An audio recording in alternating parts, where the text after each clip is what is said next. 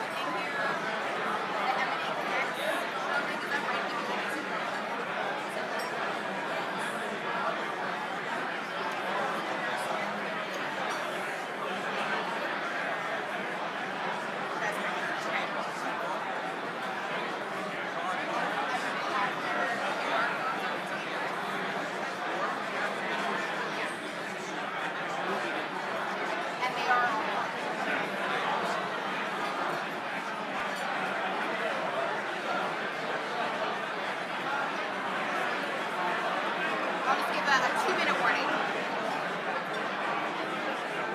Oh, that's good. I'll hold this up. And then I'll give a 2-minute warning now. Is that okay? Good evening, everyone. Just a couple of moments until we get started. If everyone could please take their seats.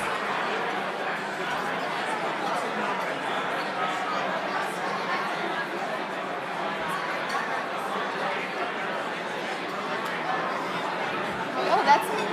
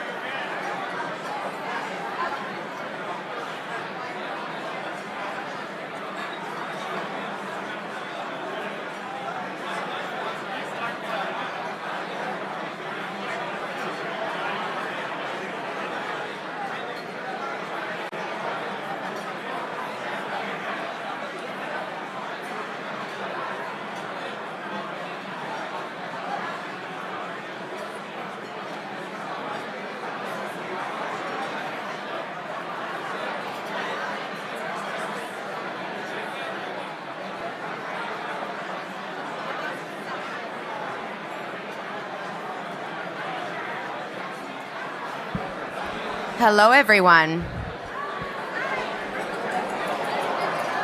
Thank you. I hear someone trying to gather the crowd. I see you. If we could just get everyone in their seats, please. Oh, much appreciated. Thank you.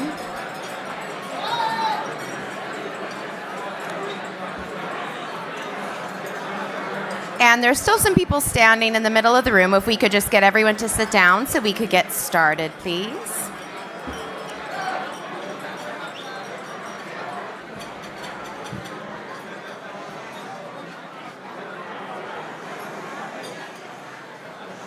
Thank you. Good evening, everyone. Thank you all for being here this evening. Just a little bit more silence in the room would be appreciated, so you can all hear my beautiful voice.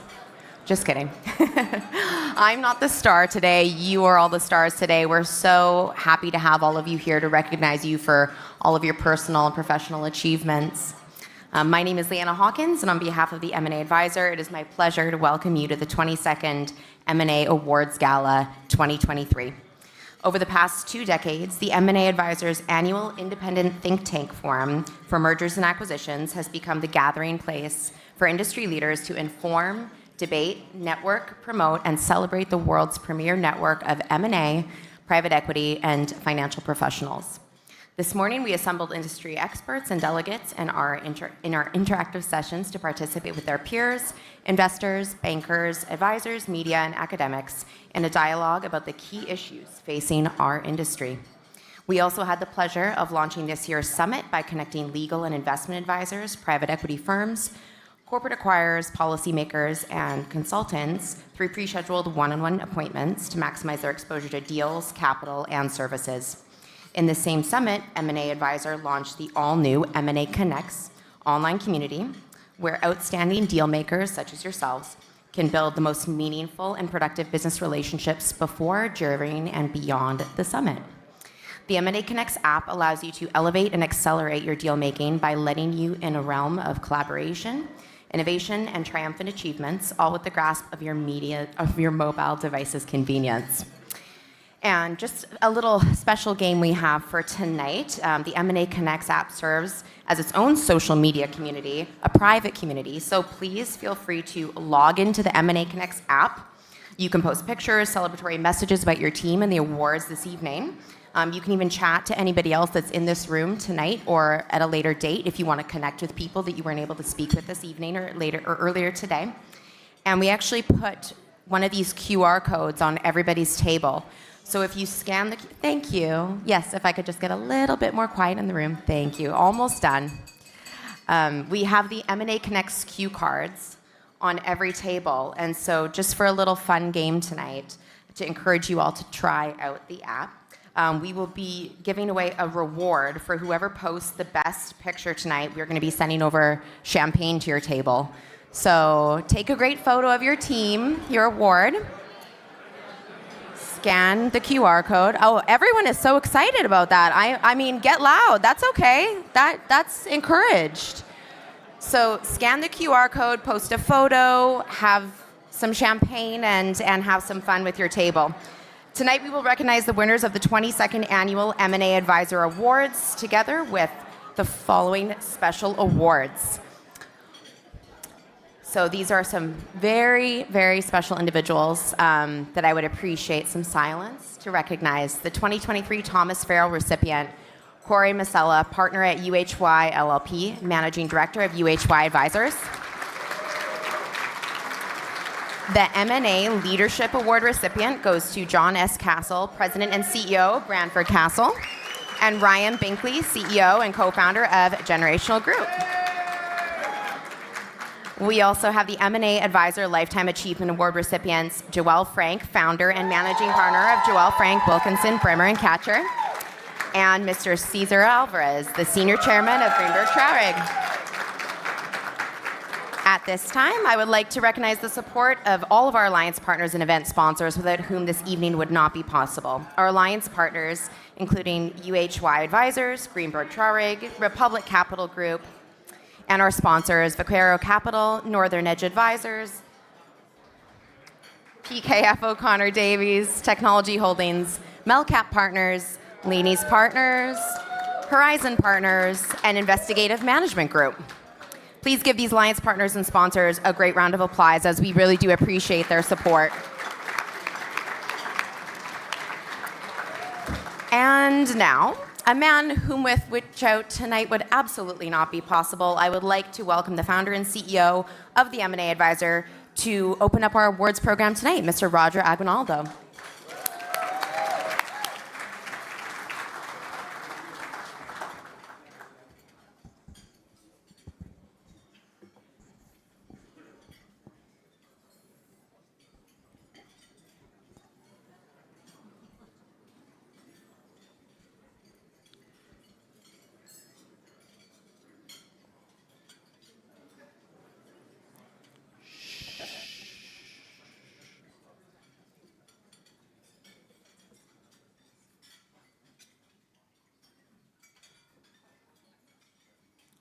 President Gerald Ford's head speechwriter, Robert Orban, once said, "In prehistoric times, mankind often had only two choices in crisis situations: fight or flee.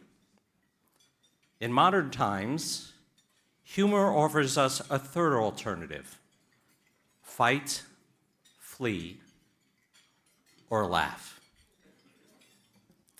Good evening, ladies and gentlemen, distinguished guests, and especially our Leadership, Lifetime, and Tom Farrell Memorial Award recipients. I want to extend my warmest welcome to all of you tonight.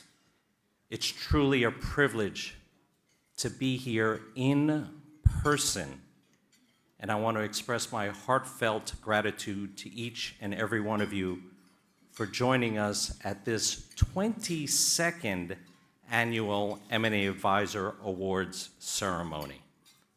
Since our inception in 1988, the M&A Advisor has played a vital role in fostering connections, honoring excellence, and offering valuable insights to the brightest minds in the M&A industry. Over the past 3.5 years, The world has undergone profound changes, and we, like many others, had to adapt. The fact that we can come together today in person is nothing short of amazing. And the New York Athletic Club, his historic place, tells me that this is the most people they've had serving dinner in this room ever. So give yourselves a hand for that.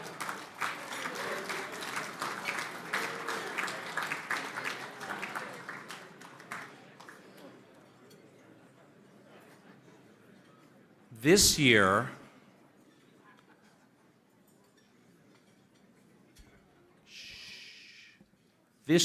marks a special milestone for us as we celebrate 25 years of dedicated service to the M&A community. Thank you. Last night, we celebrated our 25th Silver Jubilee anniversary at La Terrace by Daniel Boulud. It's a very special place. Thank you to all of you who celebrated with us. I want to, in particular, personally, I wasn't able to do this last night, but I want to personally recognize my family, my wife Ruby, my sister Dawn, and especially my mother Aurora, who's right over there.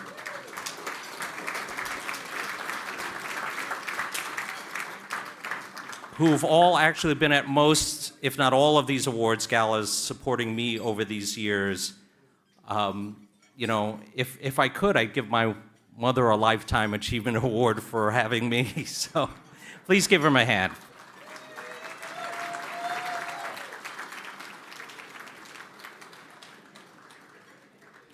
Tonight, we celebrate the achievements of all the finalists and will reveal the winners of the 22nd Annual M&A Advisor Awards. We do this with the backdrop of what appears to be a world and a country in crisis. Geopolitical and economic uncertainty with 2 or more major wars, inflationary pressures, and our relatively young country going through a significant identity crisis. No pun intended. It's apropos that I open up with a quote from Robert Orban, President Gerald Ford's head speechwriter.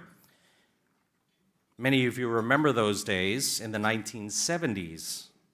Higher interest rates and inflation leading to economic recessions, the height of the Cold War, our country going through its own identity crisis after the Vietnam War, all after President Nixon resigned and elevated Vice President Ford to the highest office. In modern times, humor offers us a third alternative. What you may not know is that Ford's head speechwriter was also a comedy writer. He came up with other quotes you may have heard of before, like, "Every day I get up and I look through the Forbes list of the richest people in America. If I'm not there, I go to work."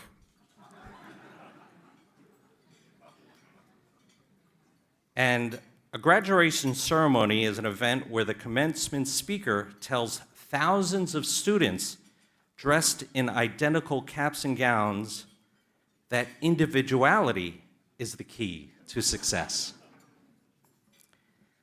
And finally, if you can laugh together, you can work together. I stand here before you not only as the founder and CEO of the M&A Advisor, but also as a father and the believer in the power of inspiration. As many of you know, my wife Ruby and I have 3 young daughters, one of whom had just begun college. And like many of the young individuals present in this room, they too are navigating a world that seems to be in constant flux, where change can be overwhelming. So I'm updating Robert Orban's quote for tonight. In modern times, humor offers us a third alternative: fight, flee, or celebrate. Yeah, celebrate.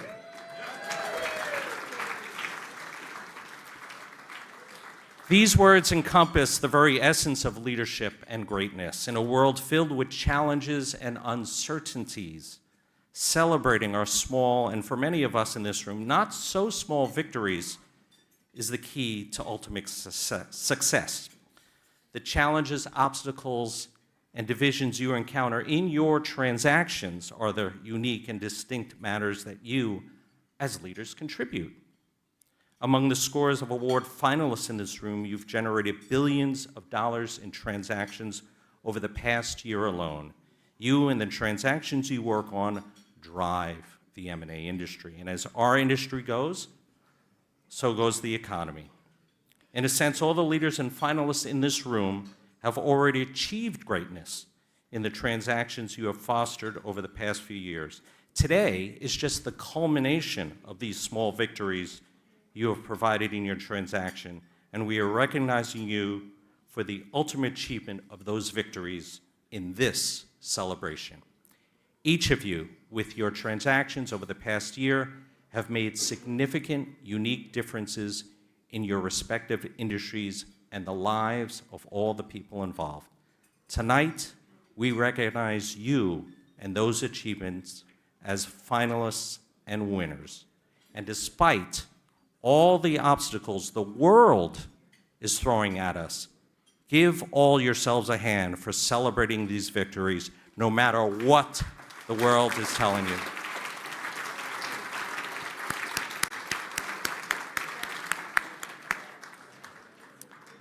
So with that, earlier this year, the M&A Advisor issued a call for nominations to all M&A professionals active in the industry to participate in these awards. All entries were judged by an independent panel of professionals in the M&A industry. So please welcome to the stage one of our independent judges, Managing Director of Navigant and longtime independent judge of all of our M&A Advisor Awards, Jacob Voorhees. Jacob.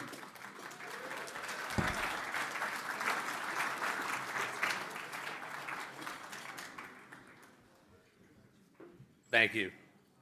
On behalf of my esteemed panel of colleagues, I'd like to thank you for the opportunity to judge the 22nd M&A Advisor Awards and share with you the process that was followed. In April 2023, the M&A Advisor issued a call for nominations to all firms and individuals active in M&A, financing and restructuring in the U.S. and foreign markets to participate in the judging of the awards. To qualify the nominees, the M&A Advisor Awards research team used both real-time and historical information on the transaction, candidate firms, and deal makers. A panel of 28 independent judges, chosen for their individual accomplishments and industry expertise, judged 230 finalist companies using exclusive and trusted good technology to ensure that all nominations were processed and evaluated securely in confidentiality. Each category was judged on a range of criteria, including profile, challenges, benefits, unique attributes, industry impact, market share, and presentation. Please thank my fellow judges for their valuable contribution to this process.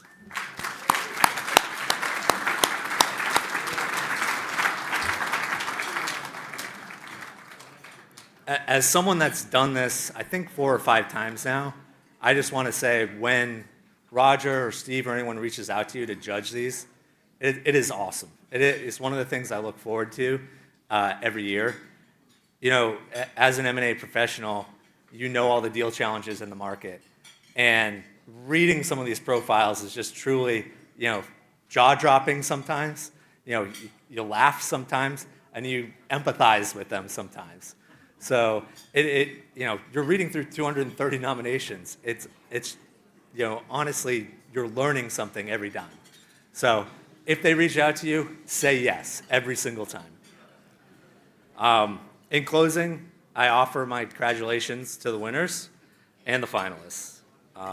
Please now, for the congratulatory toast, please welcome to the stage Managing Director of Republic Capital Group, John Langston. Thank you, Jason, and congratulations to everyone here in particular. Congratulations, Roger, on 25 years, an incredible achievement. You know, every person in this room woke up this morning with three things. You had air to breathe, water to drink, and earth to stand on. No one in this room had anything to do with those elements, but they were vital to our life. And so tonight, I want to remind us all to be grateful. Grateful to every person, every client, every family member, every counselor that has helped us along the way. So tonight, I want to raise a toast to the world's greatest M&A advisors who remember to be grateful. Cheers.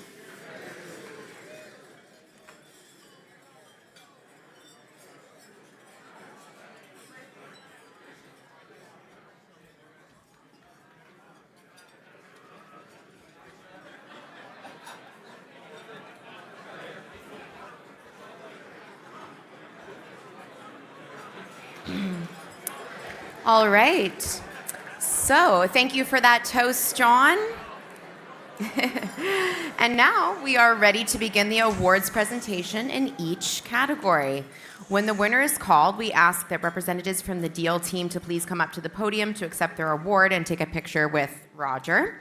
For each award, we should have one award plaque per firm in attendance. However, the count is not always exact, so if your firm is expecting to take home an award this evening and there isn't one immediately available over on the side here, please, of course, let the M&A team know. And if you're interested in ordering more plaques, please make a note of that. We'll send you an email in the next few days with an order form and instructions on how to do so.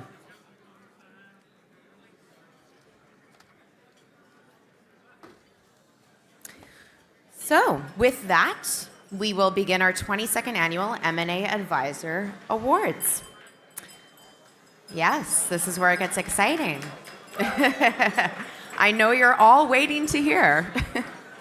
The first group of awards is in the Sector Deals of the Year. And the first category is, I feel like I'm hosting the Oscars right now. This is really cool. Drum roll. Energy Deal of the Year between $10 million and $100 million with the sale of Turonis to Meritus Gas Partners by Capstone Partners. Capstone, let's give them a round of applause.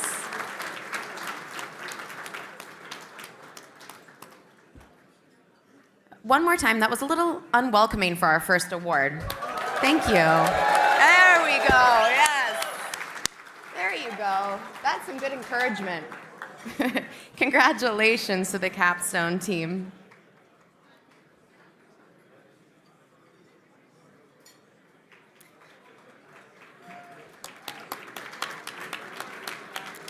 Our next energy deal of the year with over $100 million. Yeah, if you can't hear if you won, that would be a shame. The sale of Ruby Pipeline LLC to Tallgrass Energy Partners by FTI Consulting.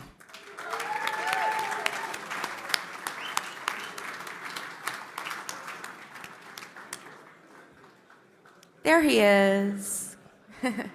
Congratulations.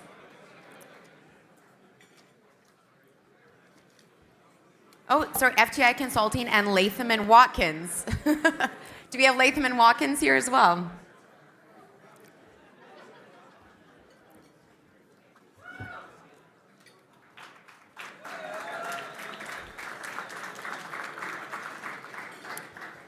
Okay, and moving on to Financials Deal of the Year. Sale of York International Agency to IMA by CSG Partners.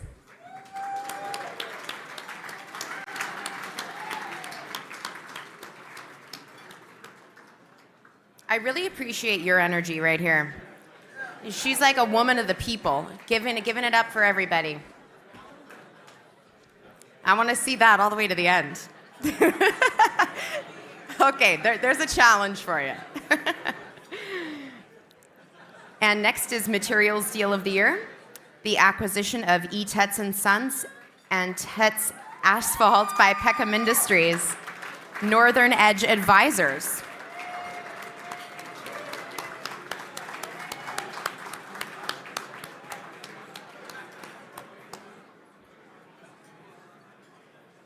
Okay, you can chew on the way up.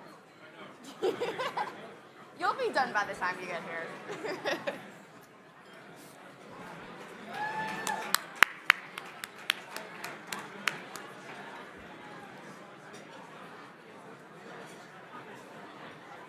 Congratulations. Okay, and just a little bit quieter in the room, please. Consumer discretionary deal of the year between 10 million and 100 million goes the acquisition of KidWorks by Busy Bees and Ontario Teachers. Wow. Melcap Partners. Some good energy. Congratulations.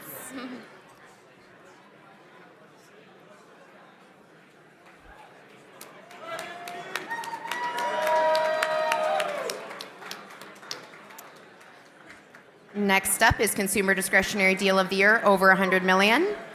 We have a bunch of groups involved here for the restructuring of Serta Simmons Bedding, Epic, Evercore, FTI, and Kelly Darren Warren.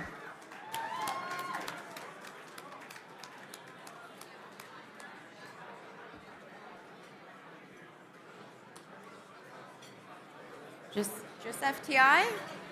Do we have anyone from Epic, Evercore, or Kelly Darren Warren in the house? No? Oh, there's one, there's two.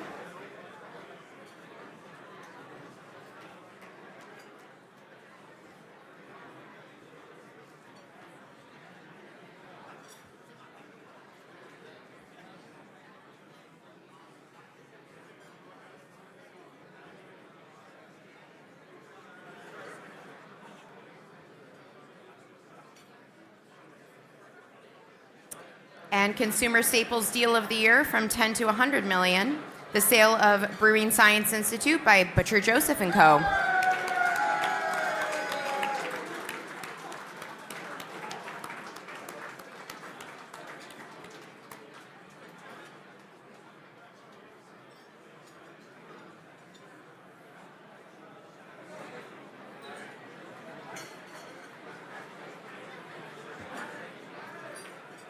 Congratulations.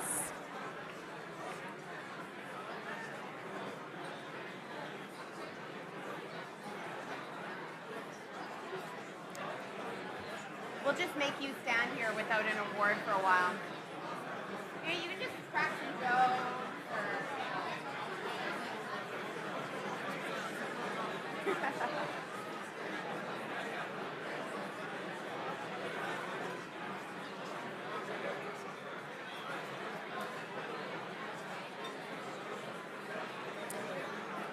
All right, everyone.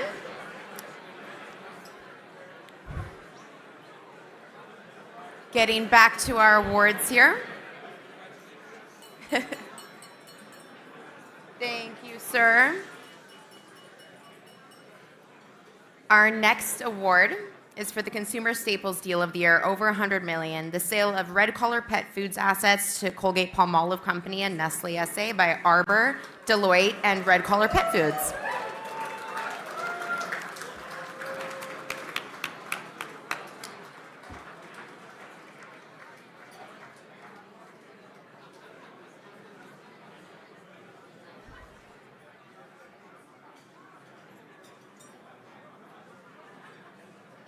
Coming up here might be easier. Congratulations.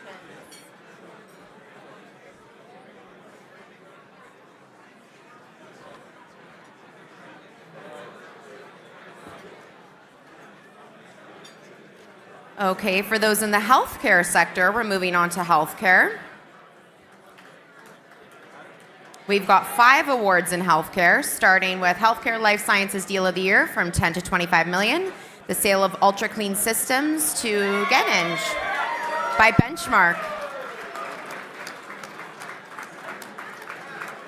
I mean, you're going strong. I don't know who you work for, but you've got everyone's back. Love it. Where's the Benchmark team? There they are.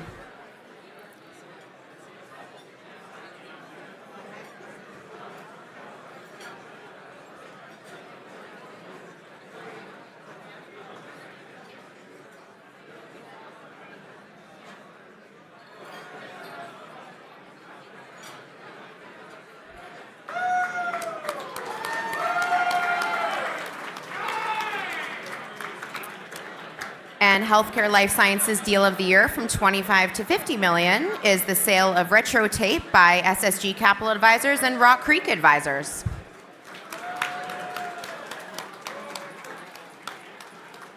Well, let's get a little more enthusiastic. We have somebody coming up. Thank you. Thanks, everyone.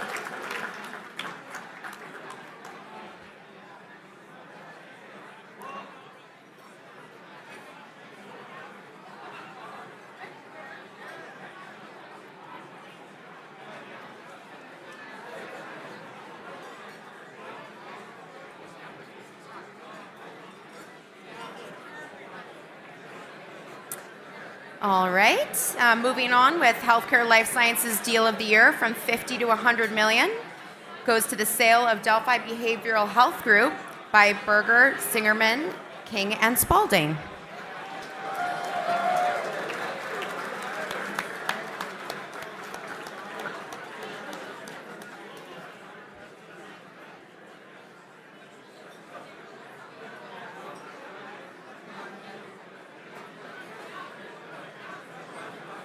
Maybe come through this way. Here we go. Come this way. Here we go. There's a path here. There you go. It's the labyrinth. The labyrinth of tuxedos.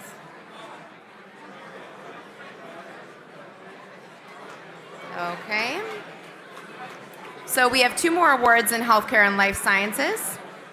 Next is Healthcare Life Sciences, 100 to 500 million, with the restructuring of Tri-Cita by Sierra Constellation, FTI, and Rock Creek. Applause, please. Thank you. That was Sierra Constellation Partners, FTI Consulting, and Rock Creek Advisors again.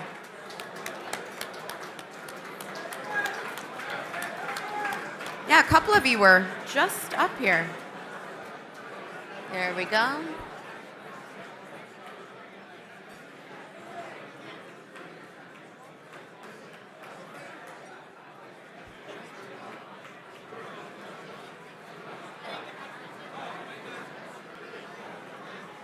Congratulations.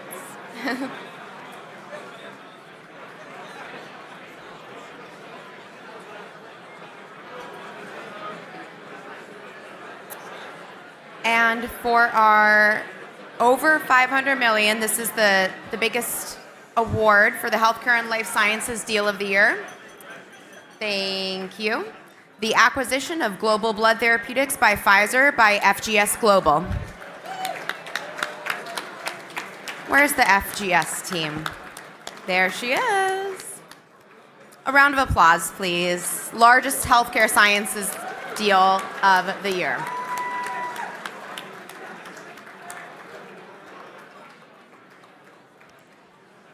So we have industrials next. Whoever's looking forward to hearing our industrials awards. Starting with 10 million to 25 million, the acquisition of C&D scrap metal recyclers by Company of Merchants, and this goes to Gulfstar, Chamberlain, C&D Scrap Metal Recyclers, and Company of Merchants. Let's give them an applause, please. Thank you.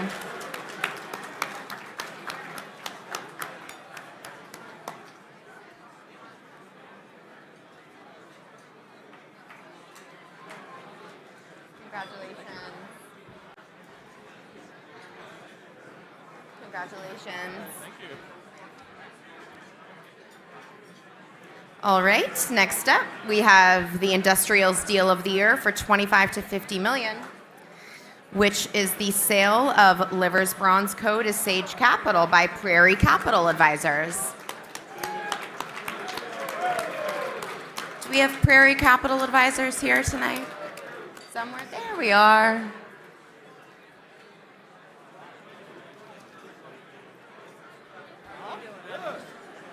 Congratulations, gentlemen. You're doing great considering no one's being quiet. Oh, You're thank doing you.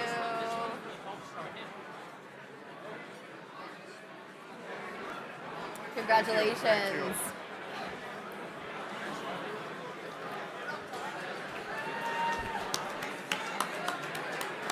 All right, moving on for industrials. we could just bring the volume down in the room a little bit, please, folks. Just take your conversations to a whisper. Respect all of our award recipients tonight. Thank you. For the industrials deal of 50 to 100 million, the sale of national railway equipment to TRM Equity by Armory.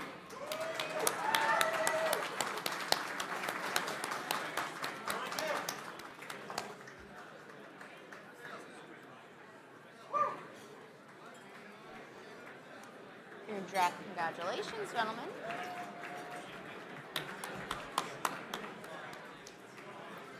And moving on to our industrials deal of 100 to 250 million is the investment in PCS software by LLR Partners by Vaquero Capital. Where is Vaquero Capital?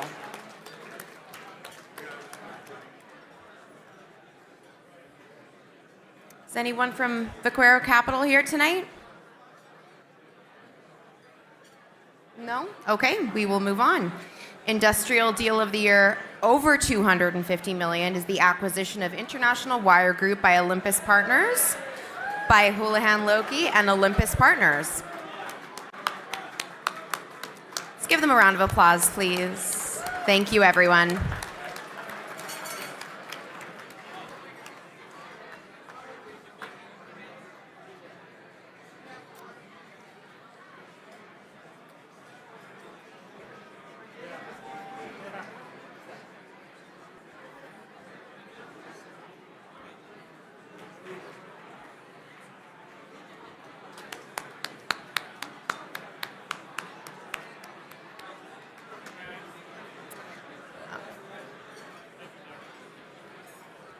All right, information technology.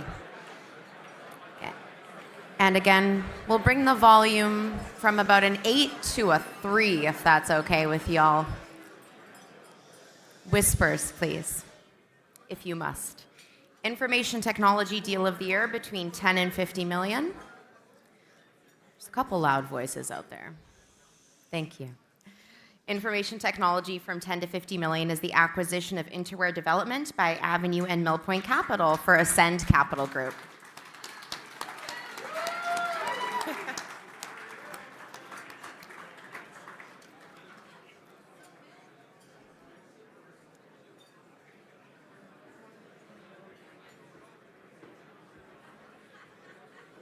And we have 3 information technology deals this year. The next is 50 to 100 million with the sale of Network Solutions Group by CCI Systems to E+, completed by Desner Partners Investment Banking.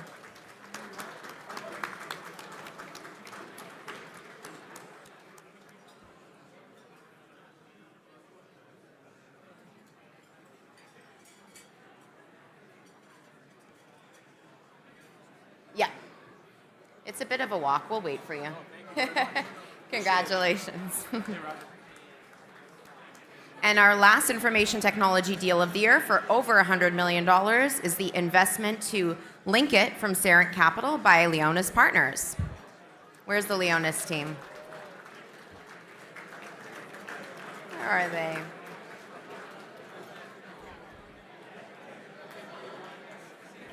That's you, isn't it? Congratulations.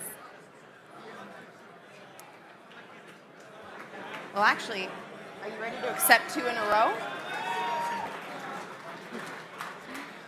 We actually have the next award going to Leonis Partners as well for professional services deal of the year between 10 and 50 million. You are staying up here for 2 in a row. The acquisition of Supply Chain Resources Group, a portfolio company of Riverwood Capital.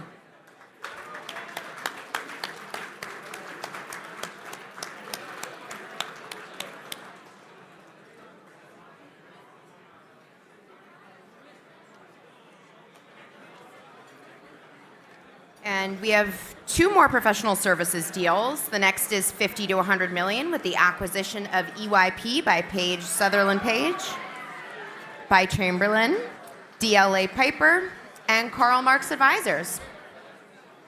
Let's give them a round of applause, please. Let's give them more of a round of applause, please. Thank you.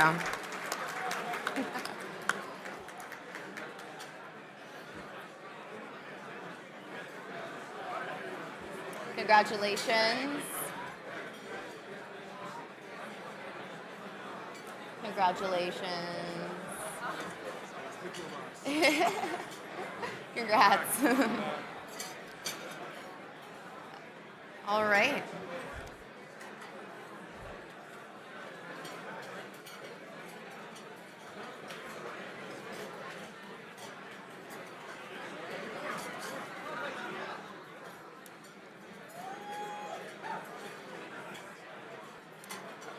And our largest professional services deal of the year award tonight for over $100 million is the sale of Sallow to Corn Ferry by Northbourne Partners.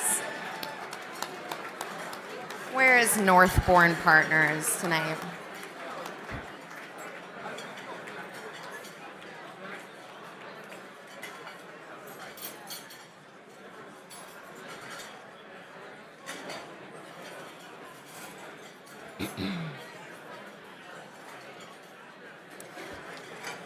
Congratulations, guys.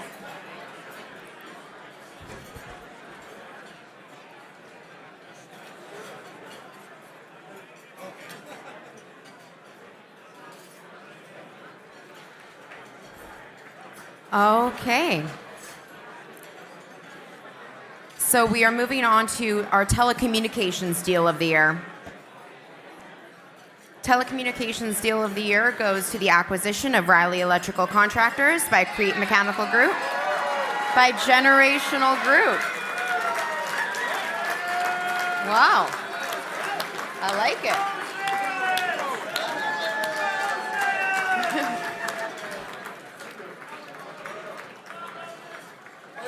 Oh, I love Generational Group energy. Get loud.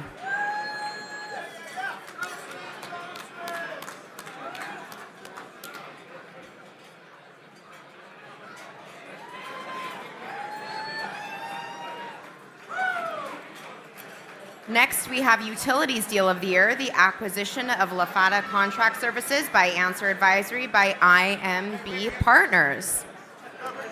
Where's IMB Partners? There you are, Taurus.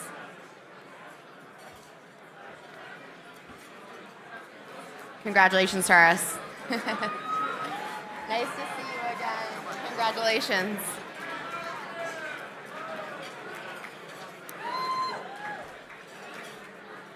I think you deserve an award.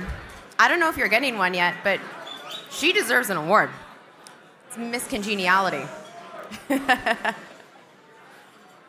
We'll find something. Okay, so we are moving on to the firms of the year in different categories. So something I'm sure that you're all looking forward to. We are starting with Accounting and Due Diligence Firm of the Year, PKF O'Connor Davies. Congratulations.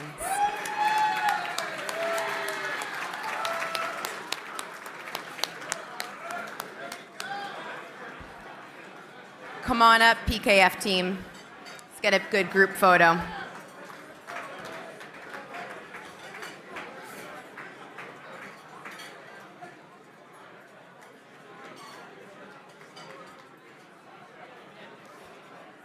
So I'm going to announce our next one so we can start getting our teams up for photos. Boutique Investment Banking Firm of the Year, Republic Capital Group. Congratulations to John and the team.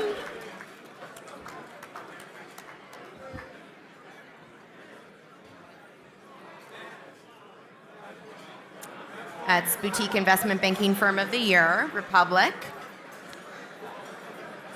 Oh, next one. I know there's got to be some energy in this next group. Next up, we have our Communications Firm of the Year, Joelle Frank.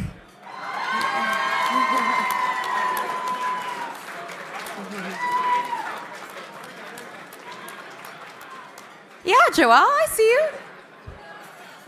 That was you. Come on up, Joelle Frank team.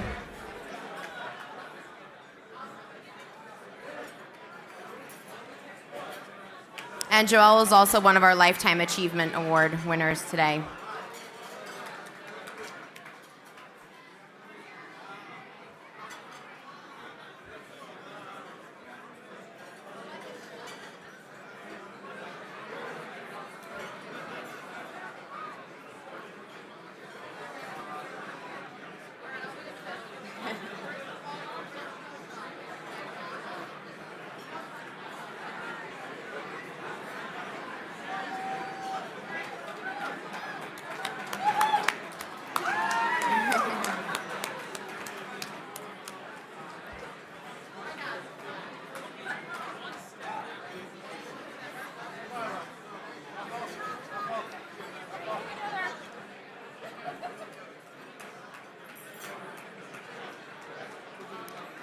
Next up, we will be announcing the Consulting Firm of the Year, Generational Consulting Group.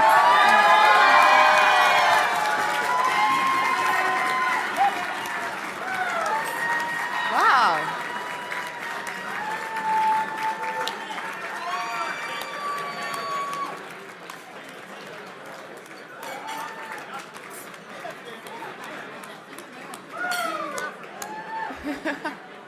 You guys are like filling up half the room tonight. Congratulations to Generational. Oh, thanks.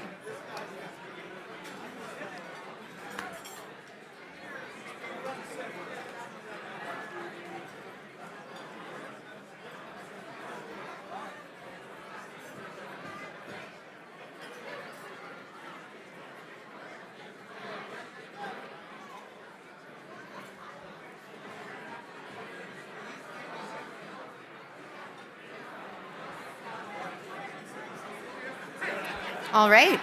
Now we will announce the Investment Banking Firm of the Year. The winner of the Investment Banking Firm of the Year is Blitzer, Clancy and Company. Yes.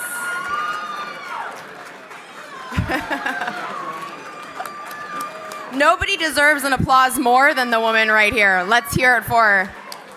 I'm serious. She's cheered for everyone in this room. So everybody, let's give Blitzer, Clancy and Company a round of applause, please.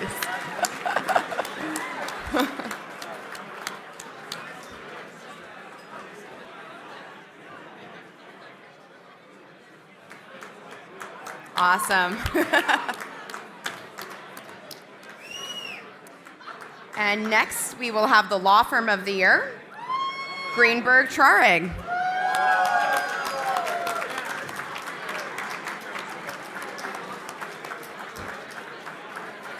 Come on, Greenberg team.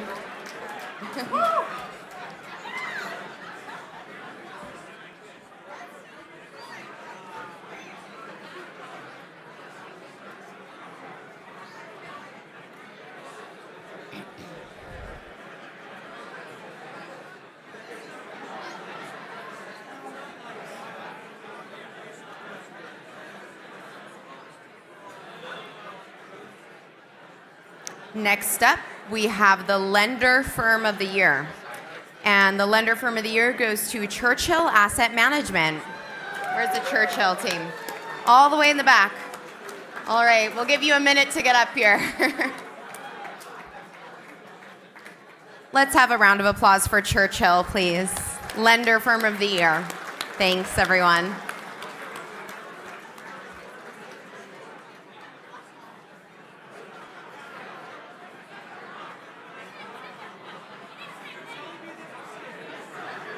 Congratulations. Yeah, this way is great. Congrats. All right. Private Equity Firm of the Year. Private Equity Firm of the Year goes to McNally Capital. Congratulations to McNally.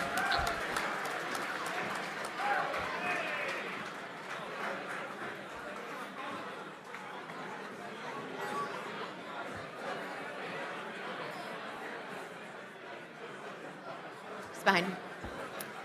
All right. Valuation Firm of the Year, Empire Valuation Consultants. Where's Empire? There they are. Come on up, Empire team.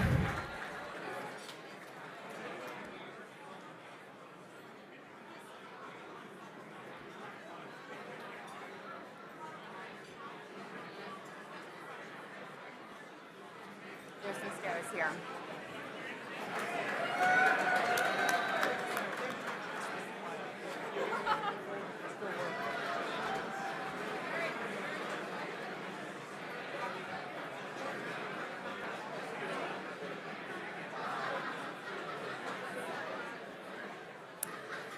Next, I'm going to announce the Product and Service of the Year.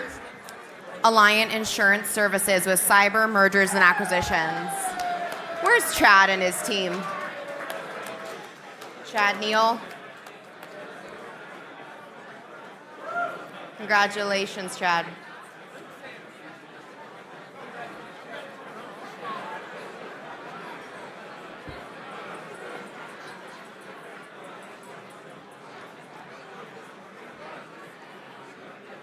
So next up, we're going to be announcing some of the professionals of the year.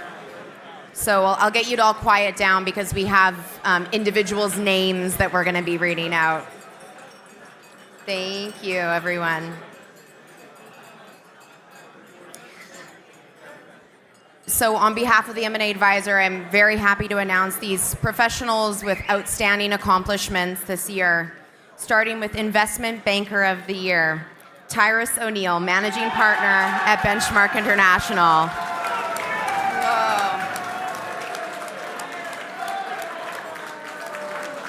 Whoa. Investment Banker of the Year. That's Tyrus O'Neill at Benchmark International.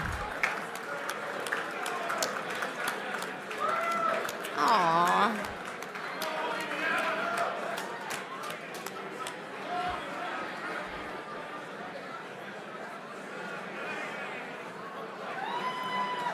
Congratulations, Tyrus.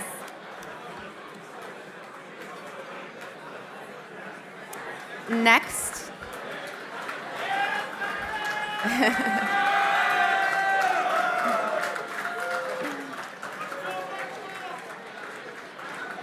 So for Business Development Professional of the Year, Randy Kamen, Executive Managing Director at Generational Group. Where's Randy? There's Randy.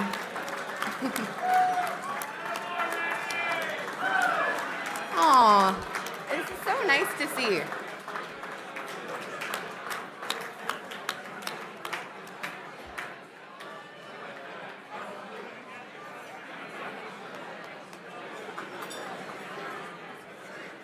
Congratulations, Randy.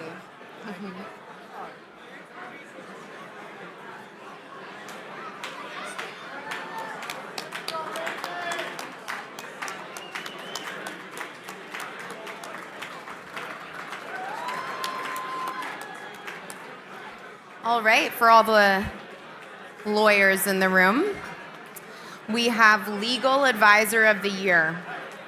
And our Legal Advisor of the Year goes to Ted Ackerman, partner at Paul Weiss, Rifkin, Wharton, and Garrison. Where's Ted Ackerman? Where's Ted?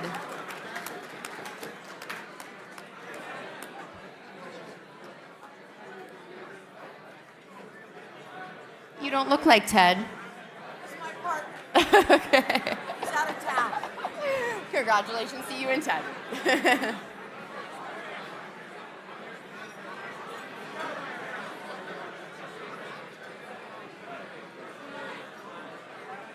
This is Ted's business partner who will be accepting the award on his behalf tonight.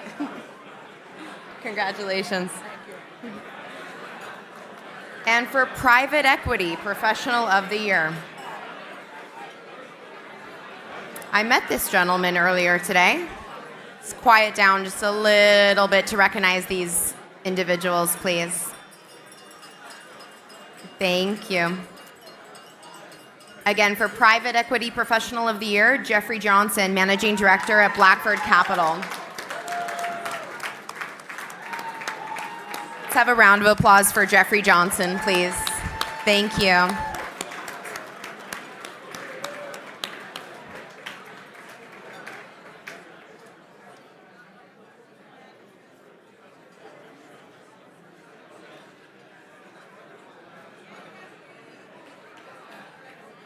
Congratulations, Jeffrey.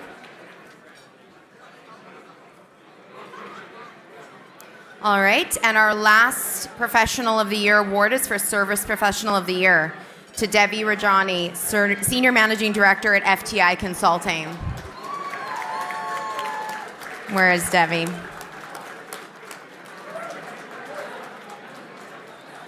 Someone want to accept it on their behalf? Okay, there we go. Thanks to the FTI team.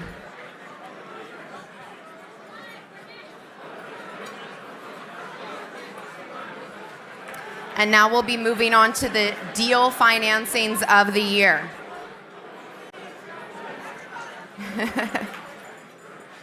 You need to have this job. I just don't want people to be afraid of me. But I can get scary if you want me to. I just don't really want to. I'm a Canadian, so we don't do that very often, to be honest. So, moving on to the deal financings of the year. Equity financing of the year. The growth investment from Westview Capital Partners to MMI by Horizon Partners. Where's Horizon Partners? Is anyone from Horizon here?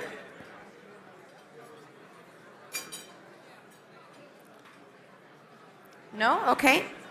Debt financing of the year, the financing of Opera Tech LDA by Kiron Financial. Where's the Kiron team? They were here today. Is Kiron gone? Oh, there he is. All right. Congratulations to Kiron Financial. And next we have our restructuring deals of the year. Restructuring deal of the year, under $100 million. A local deal, the restructuring of the sale of the Williamsburg Hotel to FTI Consulting, A&G Real Estate, Gray & Company, Haynes & Boone, Quadrum Global, and Togut Siegel & Siegel. The Williamsburg Hotel.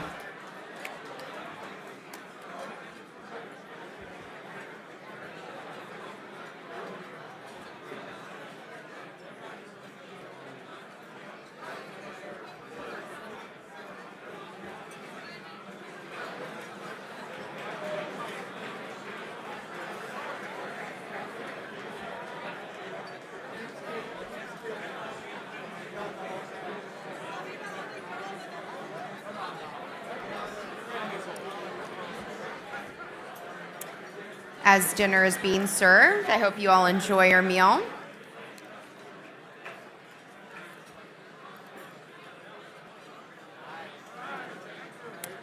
Moving on to the restructuring deal of the year from 100 to 250 million. The sale of Easterday Ranches and Easterday Farms to Farmland Reserve by Paladin Management, B. Riley Advisors, Cooley, and Pashulski Stang, Zeal and Jones. Farmland Reserve. Do we have anyone here from our 100 to 250 million dollar restructuring deal winners? Okay, there we go. Round of applause, please. The sale of Easterday Ranches.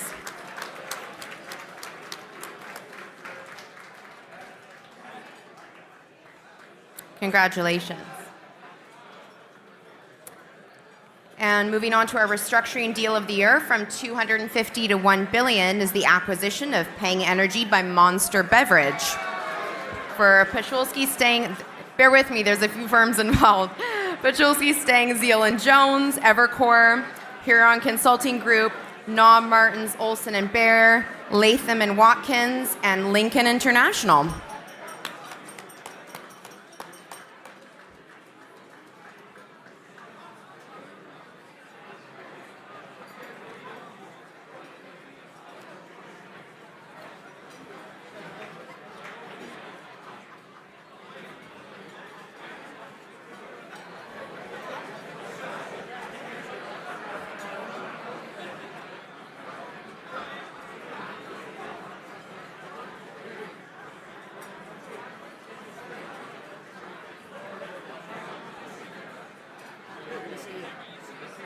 Next is our restructuring deal of the year, over $1 billion.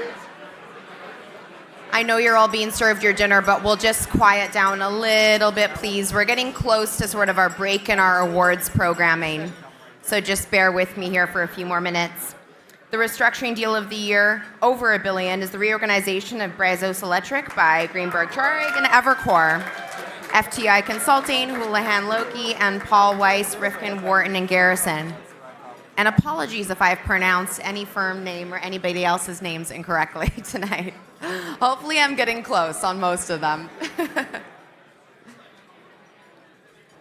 So that is our largest restructuring deal of the year award for Brazos Electric.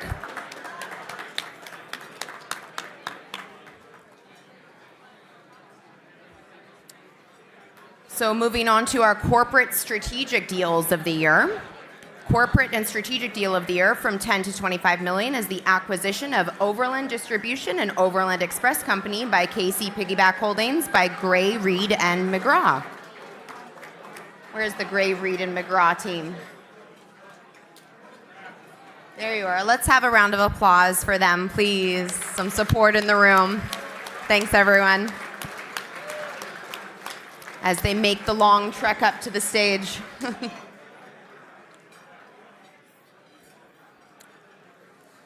Next, I am pleased to announce the corporate strategic deal of the year from 25 to 50 million, the acquisition of Countrywide by Pueblo Mechanical by PCE Investment Bankers. Where's the PCE Investment Bankers team? I see you. I see you too, sir. Thank you. Congratulations.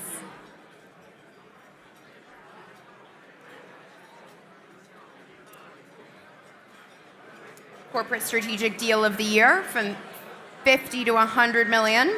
The acquisition of Therachem by PI Health Sciences, Madison Street Capital. Where is Madison Street Capital sitting tonight?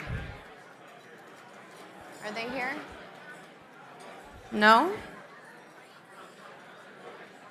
Okay. Corporate strategic deal from 100 to 250 million is the acquisition of Bose Professional by Transom Capital Group by Transom Capital Group. All right. Come on up, Transom Capital. Congratulations.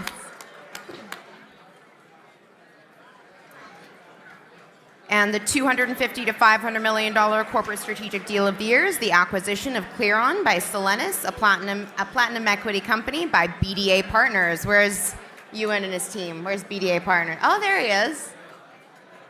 Where's the team?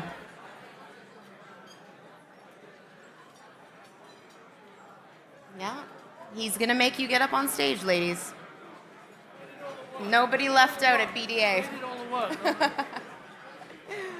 Congratulations. Congrats.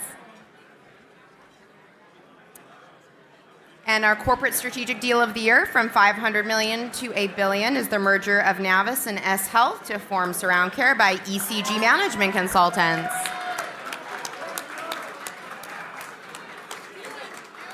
UN? One more. Oh, we didn't get it? I thought we got it.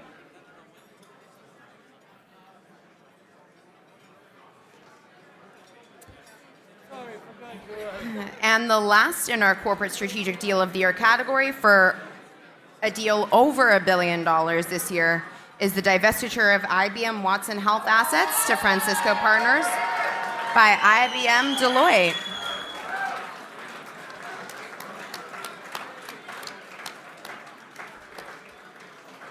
That is our largest corporate strategic deal of the year award winners. IBM Watson Health.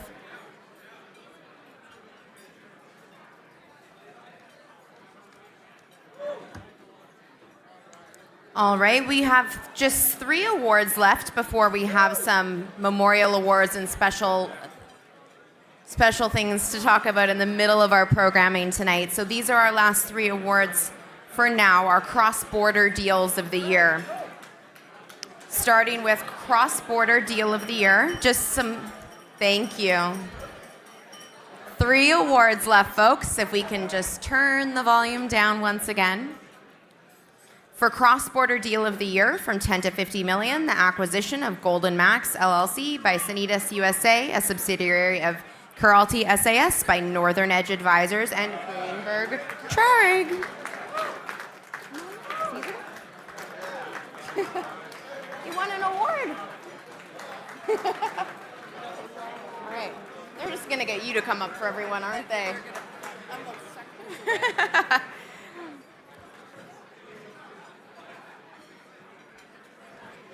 Yeah, get some of the other team up here. Two more awards left for cross-border deal of 50 to 100 million, the acquisition of Ericsson's LOT businesses by Aris Communications by Deloitte. Deloitte, once again. Congratulations to the Deloitte team.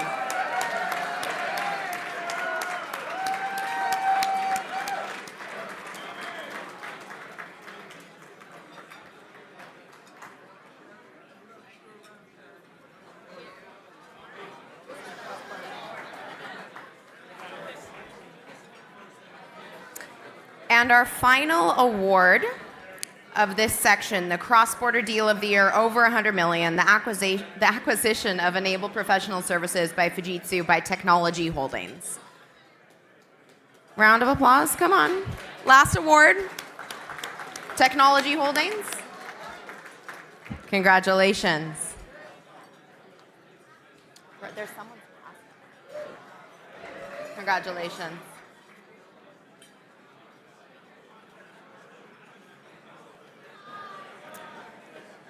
So we are now going to be moving on to the next section of our program, the Thomas Farrell Memorial Award. To introduce the next part of the awards program, please welcome to the stage the chairman of the M&A Advisors Hall of Fame, Mr. Jack Butler. Round of applause for Jack Butler, please. Thank you. Oh, yeah. Stepping off these heels.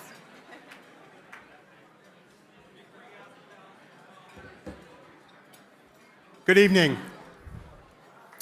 So those of you who've been to these awards events before know that when we do these special awards in the middle of the program, we ask everyone to actually pipe down. And I'm absolutely willing to be quiet until you're quiet.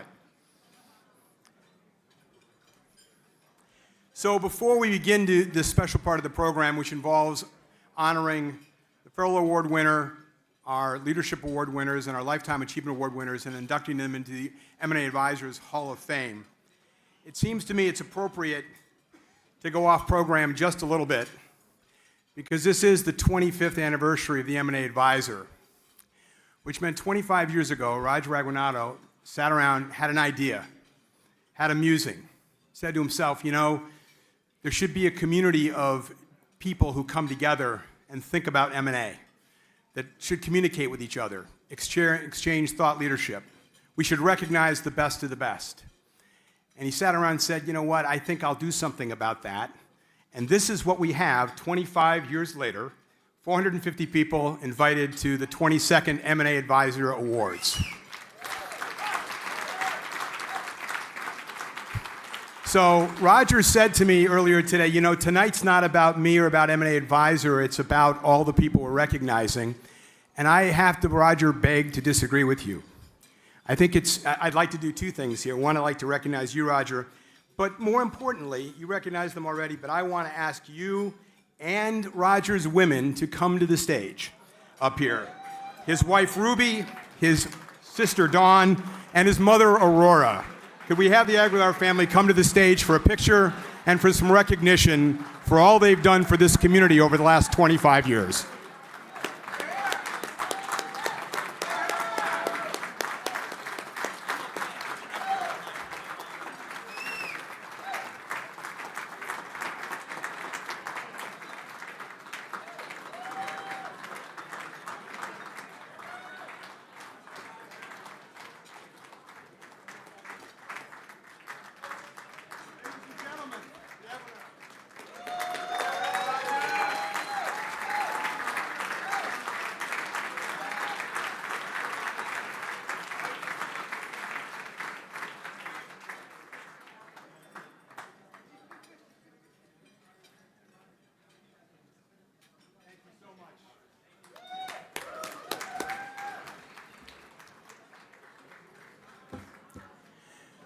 So when you think about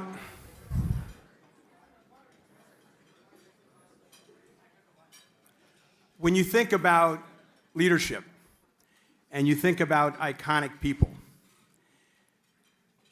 one stops every often and one say, well, how do they do what they do? How do they get to where they're going? How do they do this stuff? Right? What's their magic secret sauce? If we had it, I think we'd probably bottle it and sell it. I'd be doing something else what I'm doing tonight. I'd just sell that. But I do think there's some things we can think about that are useful. And so I'm going to spend just a couple of minutes and suggest some traits that a leadership coach, a woman who I think, Molly Walsh, who thinks a lot about these things, suggested that great leaders are. And I couldn't agree more with these thoughts. Great leaders are constant, genuine, and curious learners. They believe in learning their entire lifetime. They recognize the power of knowledge. They understand that being quiet and listening to others, that you can learn a lot about your business, about your teams, about objectives, and about goals in life. So they're learners their entire life. A 65-year-old can understand that they can learn from a 25-year-old. And that's an important lesson for all of us to recognize. Great leaders create and articulate a clear vision.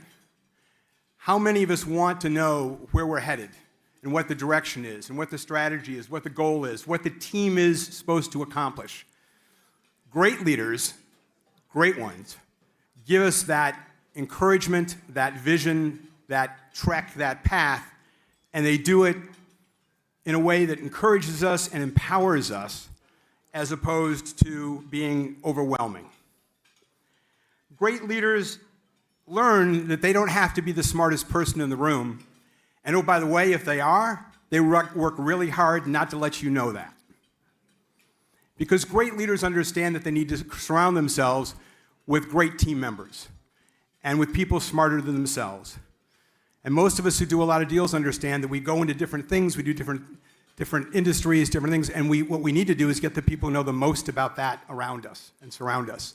And that's what we do. And great leaders understand that. Great leaders also focus on outcomes, not on credit. They understand that the real goal of the game is to achieve. It's to win, right? It's to get where they need to go.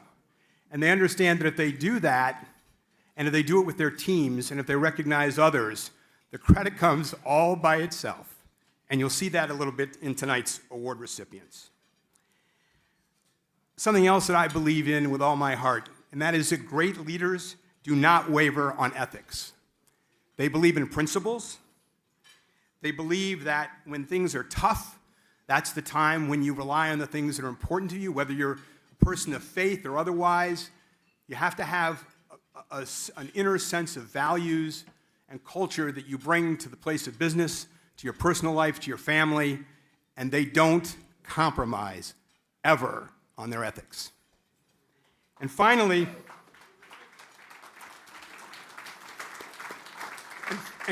as we saw earlier today, for those of us who had a chance to join us for lunch and got a chance to sort of have some of the award winners tonight kind of reveal themselves, great leaders are willing to be vulnerable.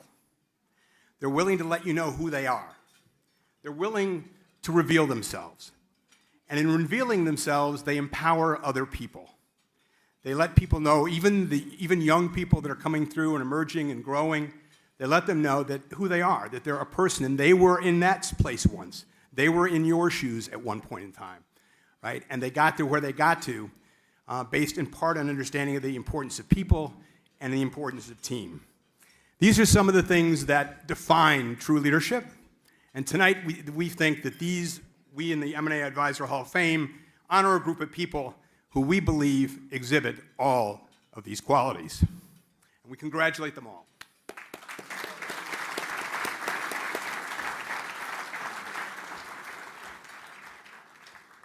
Our first award tonight is the Thomas Farrell Memorial Award, named after Tom Farrell, someone who a bunch of us knew, right? And it was established by the M&A Advisor in partnership with, yes, Generational Group, to honor a deal maker who did a lot for the industry, was here, and had a lot of principles that we not only aspire to, but honor. And this award, which has been awarded over the last 5 years, has become an important element of our culture and of our community.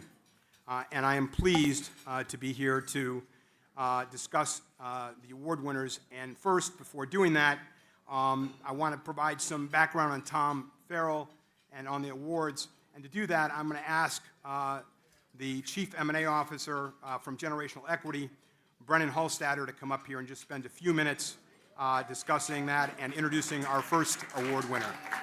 Brennan? Or did someone else change?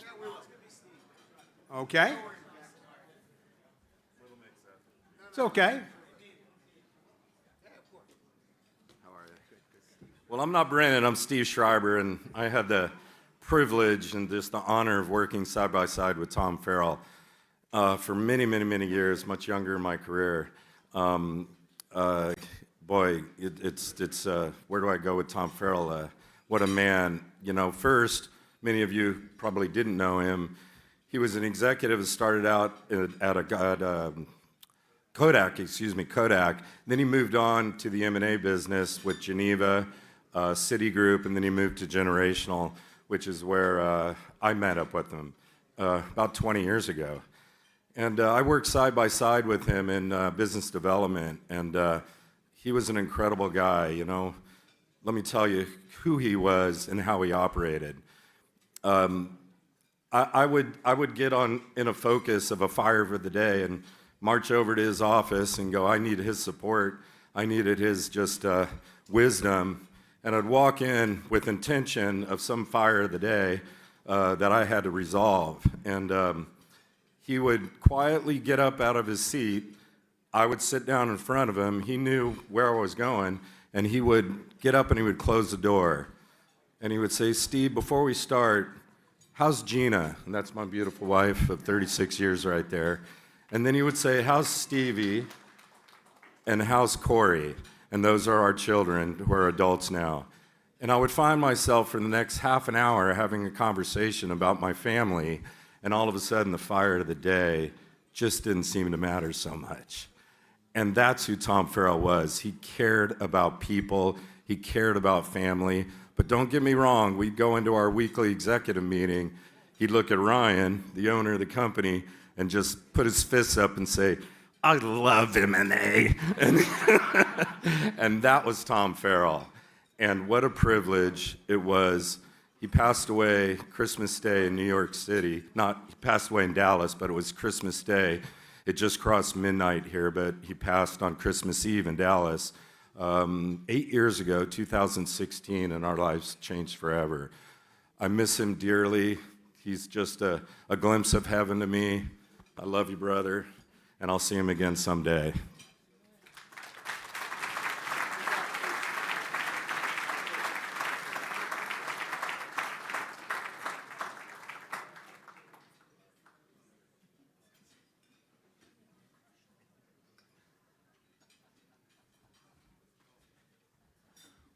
Thank you for that wonderful 2-minute introduction of the guy we need to actually honor now for winning this year's award.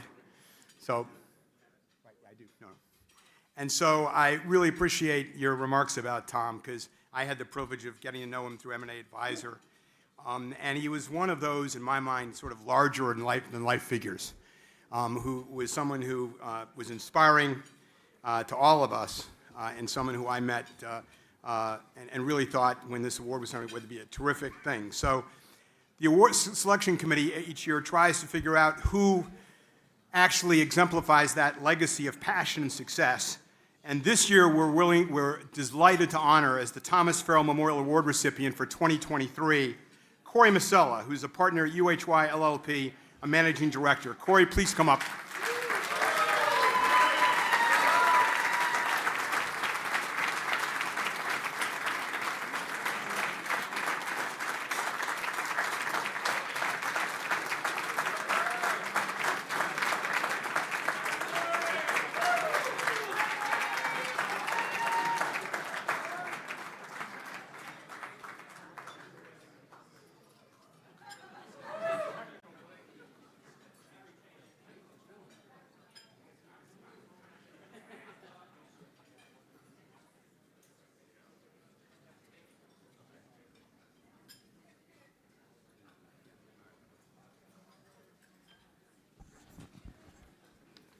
Why, thank you, everybody. Those are big shoes to fill and stand up here and start a speech on. But I'll say this is an honor. I was here when Thomas Farrell actually got his final award, and it was a tremendous moment, and he was not well at the time. All of us knew that, but he stood it here, he was strong, and exemplified, the excellence as they spoke about.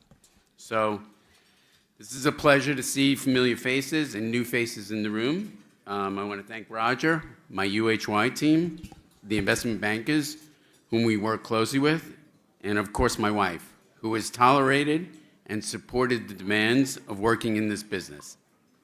I'm going to take it for instance. This just shows how much she supports me. She's here tonight. Today is her birthday. Let's give her a...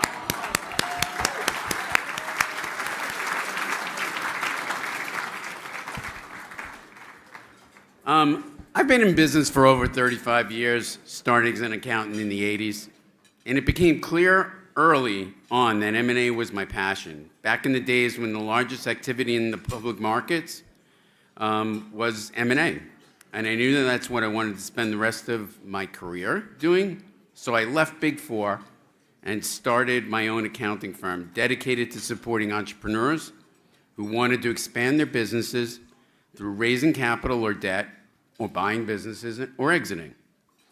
Along the way, I picked up knowledge and skills to bring value to my clients and the professionals around me, including coaching kids in sports. Now, why is that important? Because most of our clients can sometimes behave like children, so I learned a lot. I was also a Vistage member and participated in monthly group sessions with other CEOs, learning what is important to them. The challenges of running a business and the personal challenges of balancing life, which we all have, but as a CEO, it gets tougher. My takeaway was most business owners view their business as their baby with a lot of pride. And I take that with me. Now, after 14 years of building my firm, I merged into a top 30 accounting firm where I became the founding member and co-leader of their private equity and technology practices. That was a great experience when it came to leading transaction teams, and I carry that with what I learned with me today. I kept much the same position now at UHY. Now, some people know this, some people don't, but at some point you realize, how many transactions have I done? And I realized that I've done probably approximately 500 transactions during the course of my career, with cumulative closings of about $2.5 billion. And what I found is one of the leading factors contributing to a failed transaction is the lack of an actual transaction specialist. As a specialist, like I've become, thank you, like Tom Farrell was, and like many of us in the room, we bring an ROI to our clients we serve on whatever they pay us. That's our mantra. We look to do that all the time. Companies can try to go through with standard professionals, but the best transactions, as I think we can all agree, are done by specialists. Not because we're intrinsically better, but because we have the experience and recognize the patterns. When issues come up, we find the solutions. We measure the risk and the monetary ranges to get the parties to agree and get to a close.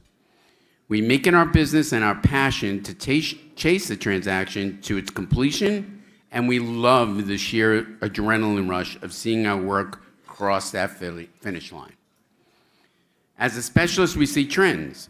For me, I began to see the shift of importance of sell-side due diligence, which occurred in the last few years. This has helped to accelerate the closing process for many deals. For sell side, we had been advising on it for years, but never did formal reports. Now I leverage all the aspects of my background to create the best possible scenario for these companies, whether it's a multi-year plan to get in shape for a sale or spotting the tax savings others might miss. It's validating, invigorating, and empowering to realize you're able to guide the business's owners to success. Now, the market is constantly changing, and it's a large part of our job to observe and communicate these trends.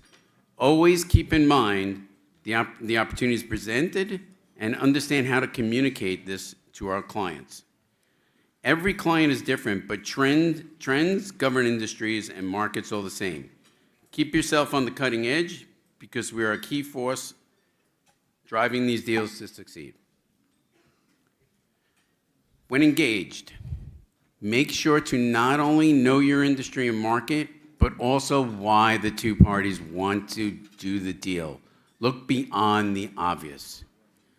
Is it about a strategic acquisition, or a step for secure retirement, or taking chips off the table? Identify the motivations behind the deal is a distinguishing skill that I was able to cultivate with my clients, where I attribute the biggest aspect of my success. Everyone wants to be a winner, and it's up to you as the specialist to create the creative way to have a win-win solution for everybody. These motivations should guide how you speak to either side, how you frame the deal, and ultimately how you close it. Our job is not numbers on a screen or workbooks. It's knowing your audience and catering to the goals. Mergers and acquisitions can be a puzzle, but we are the professionals in this space for a reason. The other key to my success is a great team. Never forget there's always something to be taught, to be learned, and to be passed on. My current team is made up of professionals that have the same passion as I do for transaction advisory services. They are brilliant, they are driven, and quick learners absorbing the knowledge I can share. The most important part is I, in turn, also learn from these colleagues every day. There is no age minimum or maximum for excellence. You only need ambition and an open-minded approach to learning regardless of the source. By the way, Jack, you were taken away from my thunder before for a lot of the speech in the leadership thing. Going a little deep for a moment, I want to briefly share some of the key principles I have used as a cornerstone since the beginning of my career. Honesty. Honesty, for it is the transparency of our actions that we build a foundation of trust. Integrity, the unwavering commitment to moral principles as the compass that guides us. Embracing honesty and integrity is not just a choice, it's a responsibility we owe to ourselves and to those around us as leaders. Last one. The importance of always giving and not expecting anything in return. Not easy while being careful not to be taken advantage of when you're just a giver, okay? It's a tough balance. This leads to my belief and experience with karma. The principle that underscores every action, good or bad, will eventually return to the doer. It makes me look at my more immediate cause and effect relationship between my deeds and their impact on my life, and serves as a reminder that our actions shape our destiny. Each of us are leaders in our industry, and our character is just as important as our professional experience. M&A is a highly competitive field, and the ability to blend our professional and personal values creates a more constructive, collaborative environment. Thank you again for this award, and I look forward to continuing to work with all of you in the future. Thank you.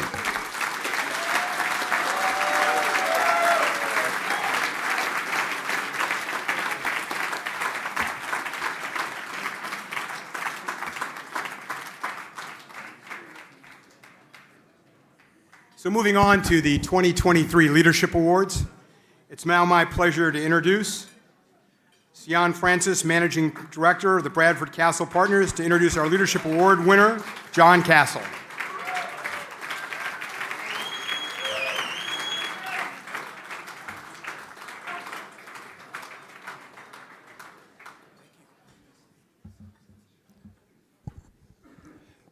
Good evening, everybody. My name is Sian Francis, and I'm with Bradford Castle. Delighted to be here with you this evening. I'm here to introduce our president and CEO, John S. Castle. He has been with the firm and led it for over 20 years, from when it was a small family office to now a leading private equity firm in the lower middle market with a global reach and stellar returns. For those of you who do not know John, he is a jovial, quick-witted guy and a huge dog lover. He's also a lifelong New Yorker that moved to Florida 2 years ago and now believes anything below 70 degrees is cold. But in all seriousness, I would say that John is the glue to our firm, and he's the glue to our firm that holds everything together. He's created a culture that empowers us to make our own decisions, and has played a huge part in my professional development as well as others in the firm. So with that, I'd like to say thank you, and John, please come up.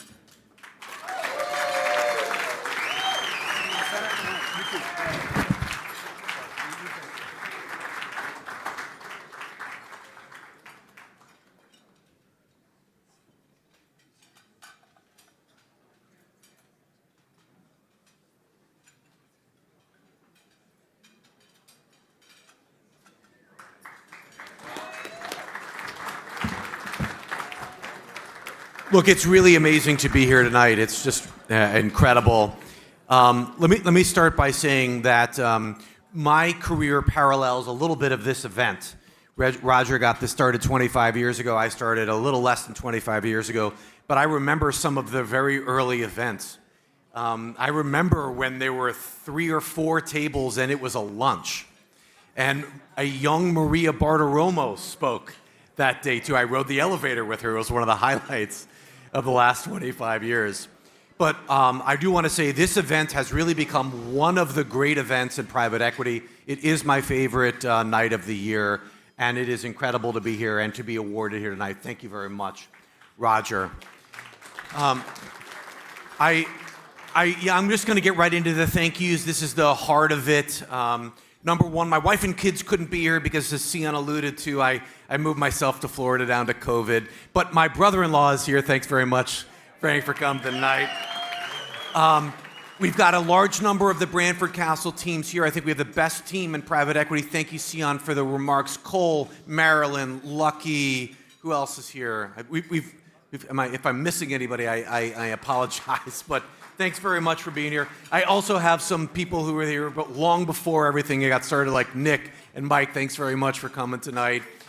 And then there's one more person who I'd like to shout out to. This is a person in the lower middle market. All of you should know him.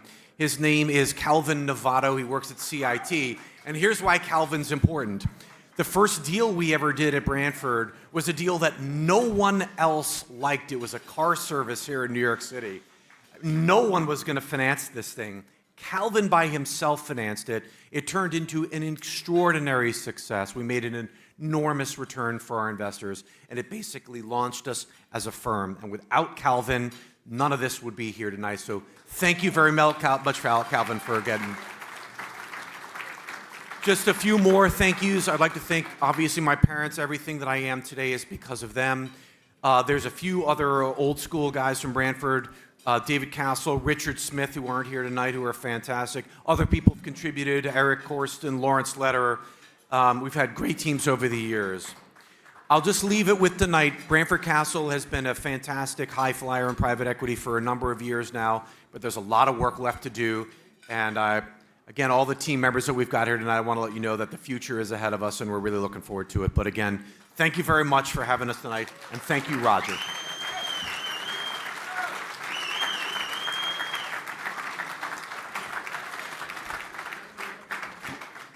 Thank you and congratulations to our Leadership Award recipient, John Castle. By the way, little known fact, you may not have made the connection. If you haven't, I want to make it for you.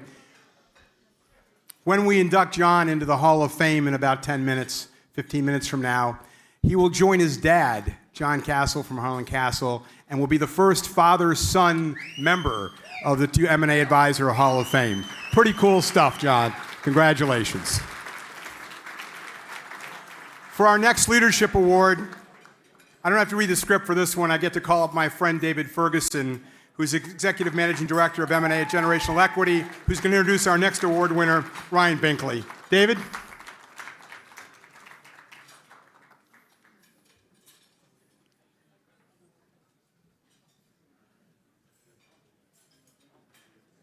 Thank you, Jack.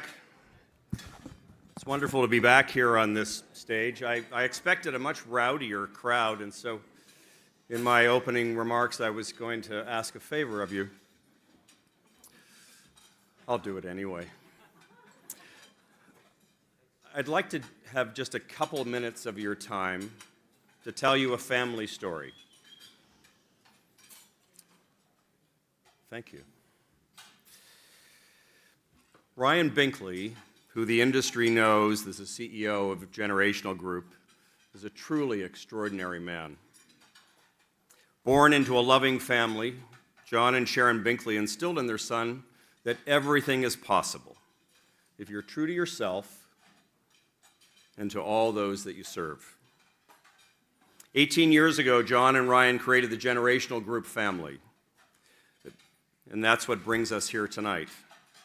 The Generational Group was founded with the same principles that Ryan grew up with: a commitment to excellence, to diligence, to integrity, to unity, and to the golden rule of respect, stewardship, and love for one another. Today, these are the core values of the company and the rules that we live by.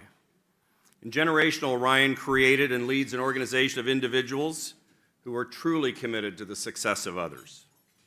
In the firm's short history, we've been blessed with an abundance of awards for our M&A transactions. We've been recognized as Investment Bank of the Year, Consulting Firm of the Year twice, and Valuation Firm of the Year. But most importantly, I believe Ryan would tell you if he was standing here now, that it's our contribution to the lives of almost 1,500 business owners who we've helped realize their dreams of successfully exiting their companies. In 2014, Ryan and his wife Ellie, who's here with us this evening, gave life to another family. With the establishment of the Create Church in Richardson, Texas, they chose to focus on multi-ethnic and multi-generational people of all ages, where Ryan's passion was to support those in all walks of life discover and live out their purpose.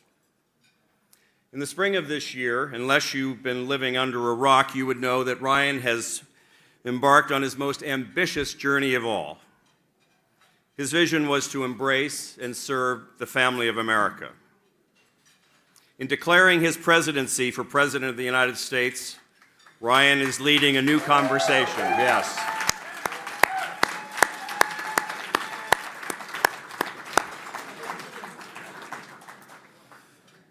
Ryan is calling Americans' leaders to return to the core values of trusting in God and each other again, caring for those who are hurting, leading with integrity, and bringing hope and healing to our nation as together we take positive steps forward.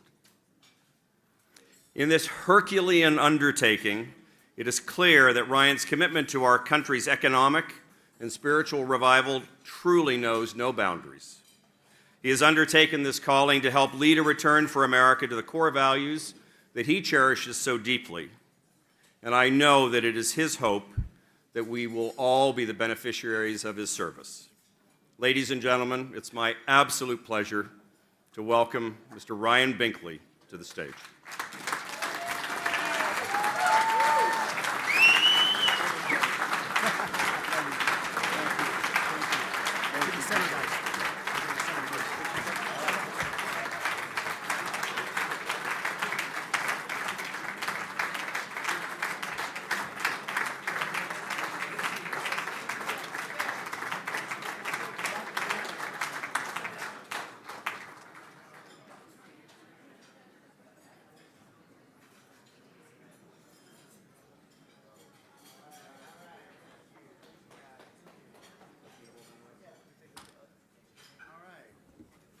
Well, thank you, David. Thank you all very much. It's a real honor to be here tonight and to be affiliated with the M&A Advisor. First of all, again, congratulations to Roger and the team at the M&A Advisor. 25 years of collaboration with a vision of education and empowerment, and also just of recognizing people for hard work. I think we've all learned so much from others in this, and I just want to say thank you, Roger. God bless you, man. Thank you for everything you're doing. This is a night to just say thank you. Really, as I thought about a few things, my mind couldn't fill with a whole lot other than thanks. And so I want to say thanks to Roger. Also want to say thanks to my wife who's here, Ellie Binkley, right here, love of my life. Many of you know, we started a business. I can't go anywhere without saying thanks to my dad. So we co-founded the business together. My dad, Dr. John Binkley, was going to be here, but my mom wasn't feeling real good. His wife wasn't feeling real good, and so he stayed home. So, Dad, I don't know if you ever see this video, but I know this is true because he taught me this when I was a teenager. You may have heard this, but I think this came from him. He said, Ryan, if you ever go out into a country road and you see a turtle sitting on a fence post, enjoying the view, please know that turtle didn't get there by themselves. And it took me about 30 years to recognize that I was the turtle enjoying the view, and he was the guy that put me there. But it also took me about 30 years to know that he didn't originate that quote. Somebody else did, and I think a lot of other would-be presidents even have said that. But I want to give you a few thoughts from the fence post, if I can, for tonight. So from the fence post, gratitude is so important. I've got my family, my dad, my mom, my brother. I wouldn't be in this business, really. My brother would lead a business with my dad for 20 years. He was killed by a drunk driver 22 years ago. The only reason I'm in this business was because of a tragedy in my family. I had my own career going in a different way in corporate America. I didn't do M&A. It wasn't really my background. My background was sales and marketing and strategy, and then ministry, of which my wife and I do now as well. But my dad had this vision of hard work. He always had a vision of being a Hall of Fame company. He had a vision of saying, he said, Ryan, we're going to be a world-class company. Back when we weren't that big, weren't very big much in the world class. I mean, we worked hard. But you know what? Vision and love and time and care and team. And I know this, that we wouldn't be here without them, but we also wouldn't be here without this executive team that we put together. So to Steve Schreiber, thank you. To Terry Johnson, thank you. To Brendan Hofstetter, thank you. To all my friends here. Tim Dahl. To, who am I missing? Heath Flock. Where's Heath? He's sitting at my table. My gosh. I've got others here, TD Decker. We've got new groups that we've started. And this is about family. These guys have become my best friends. So, as I think about, and to all of our employees, look at the generational team here. These are a fraction. I don't know how many employees we have now because I've stepped away a little bit, but about 350 employees who care and love for people. I feel like, and more than anything, as I think about our country and where we're headed, and people ask me, Ryan, why are you in this race? I don't want this to be a political thing because I think it relates to business too. It's like we need wisdom to navigate the storms ahead. There's a big storm ahead for us all. M&A's tough. Life is tough. We've all been through many cycles before, but we're going to need wisdom. I believe we need wisdom from God to get there. I think it's going to take that as we navigate the big things that we're facing with geopolitical wars to debt that's huge to deficits and inflation and how we navigate. It's going to take wisdom that I don't think we all have individually. We're going to need it from each other, need it from God. I think it's going to take growth. There's no way to cut everything, right? Which is innovation. I think we started our company when it was in our worst season ever. And to kind of go back to my dad, I saw him go without salary just so we could invest. He called me the engine and him the brake. So he would brake all the time. And I would say, hey, we need to invest. And over time we did, but we did it calculated the right way. We fell into a miracle with a big competitor that let go of 300 employees one day that I happened to pick up the phone and call. And a group called Citigroup let go of a group called Geneva. And we found great talent there that helped us build our company. But it's going to take growth, and all of us going to have ideas along the way. But I think it's going to take care, for us to truly change the culture of our country and what we want. How do we change the culture of New York, or me in Dallas, or where else? How are we going to really do that in the division in our country? I think it's going to come from us caring for the least in our cities, finding and seeing people in a way that we normally don't, and I think it's going to come from us doing it one person at a time. Sometimes the problems are so big, we look at it and go, how can we do that? And there's an old Hebrew phrase that says, save one, save the world entire. And I think if we had that thought, we could change the world. God bless you.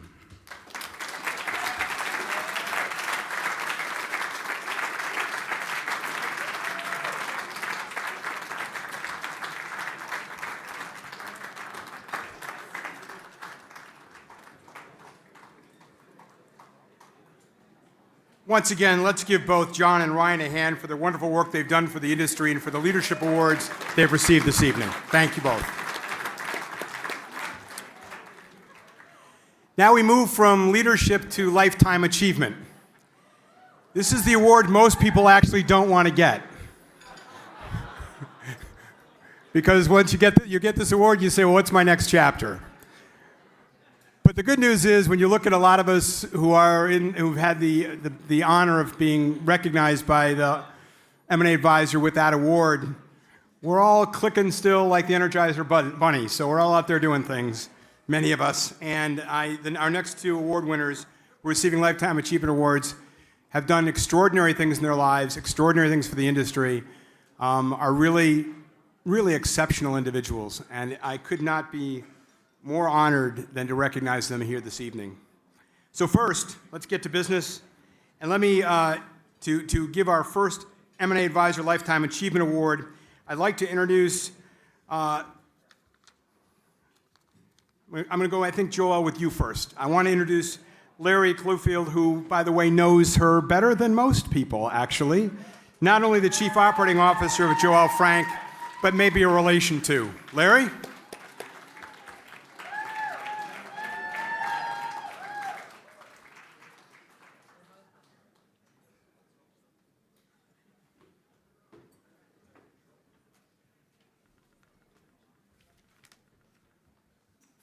Thank you.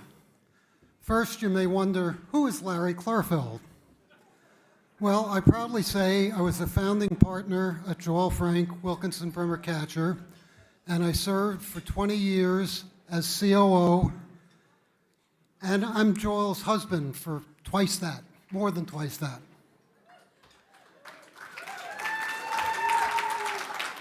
So, what can I say about Joel Frank that hasn't been said before? In 2001, Vanity Fair referred to her as a petite bulldog fighting for her client. As you might imagine, she was most pleased with being called petite. I'll bet you don't know that she's also soft-spoken and demure at home. Not the public version of Joel Frank that everyone else sees in this room. A Lifetime Achievement Award. Sounds pretty daunting, but it's also a little vague. So I'd like to suggest it's for a lifetime of daring, caring, and sharing. At a time when a woman in the role of an M&A advisor was an anomaly, Joelle stepped up and stepped out. She stepped up and learned her craft from mentors like Jonathan Reinhardt and many of the bankers and lawyers that she worked with. She then dared to leave the security of another firm to step out and form the powerhouse firm that is now hers, along with 200 other individuals. And Judy Wilkinson, Andy Bremer, and Dan Catcher started the firm with her, along myself. And alongside those colleagues, she earned the reputation which makes her so deserving of this award tonight. That was the daring. There's also the caring.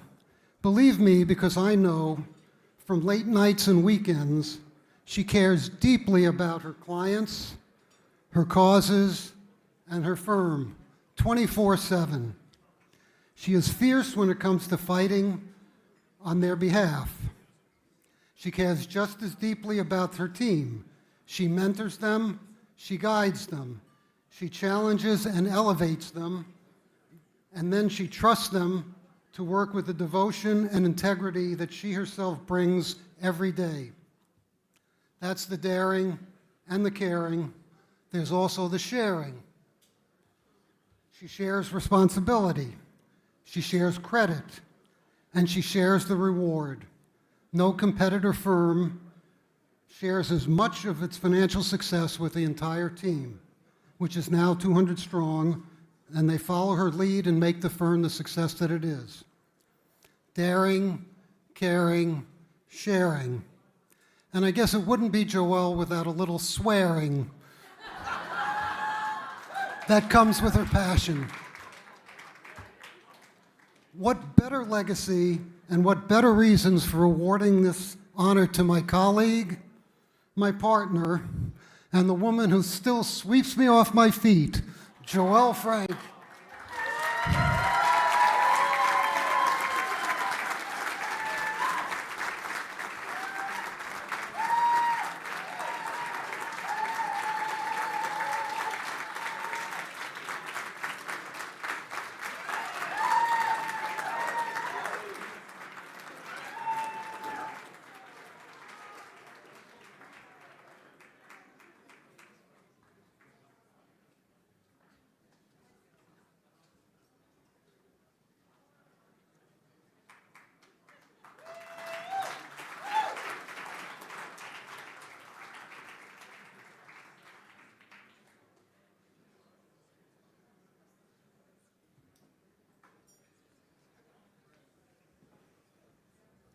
Thanks, Larry. And thank you for helping me to create some of the most important things in my life. My firm, my kids, and my grandkids. That's the best. And I couldn't have done it without you in more ways than one. And I thank you all for this recognition. Actually, when I learned I was going to receive a Lifetime Award, I thought, what? Did I die? Did somebody forget to tell me? And while the award is for a lifetime of work, I'm nowhere near through. So instead of accepting it as a recognition of what I've done in my past, I'm taking it as a step into the future. It's really great that all of you are here tonight to celebrate for everybody in the M&A world. And many of you may be wondering how I lasted so long. It's been said that if you, and I'm sure you've heard this, if you do something you love, it's like you never worked a day in your life. Well, I love telling people what to do, loudly. Others might call it counsel or advice or consultation, but I call it telling people what to do and what not to do all the time. And I confess it's my passion, and I would have done it for free. Not quite for free, I have to pay for my wardrobe. And when I started in the business, many of the people who helped me were the other M&A advisors. There was no seat at the boardroom for communications. But some smart lawyers and bankers understood how critical our role could be, and they made a point of seeking counsel. I'd give my recommendation, they'd set my foot in the door, they'd teach me and tell me where I was wrong, right, and then they were kind of surprised when I was doing it well. Now the role in M&A for communications is real, and we're becoming more critical. With the internet, information has begun exploding, and with social media, it's imploding. The volume alone is daunting, and being able to cut through the noise, get accurate information has never been more important. And with it, our role is more important than ever. When we started, and when we decided, and many of the founders are here, to begin Joelle Frank, the owners of the firm I worked at previously said to me, "What makes you think a girl can run a PR firm?" I was pissed. Though I wasn't offended that they called me a girl, I was more pissed that they gave me a compliment. I was younger. Okay, made me look young. But I was outraged that they thought a woman couldn't do it. Really. From that moment on, I knew we needed to make it a success for all the women around me and for all of the partners that we have. I'm very proud to say we've done that. Our 21st anniversary will be January 3rd.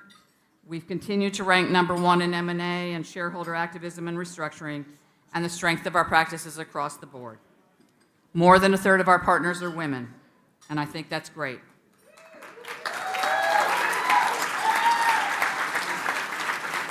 Over the years, I've seen more women at these tables.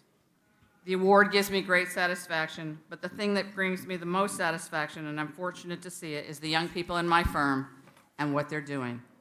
They're doing their job damn well. Thank you to the M&A advisor for having me here tonight. It's an honor to accept your award. I want to wish our heartfelt congratulations to Caesar, John, and Ryan. It's a privilege to be in your presence. And lastly, to my family and my family at the office, thank you for doing it, and may we all keep winning more awards. I'm okay.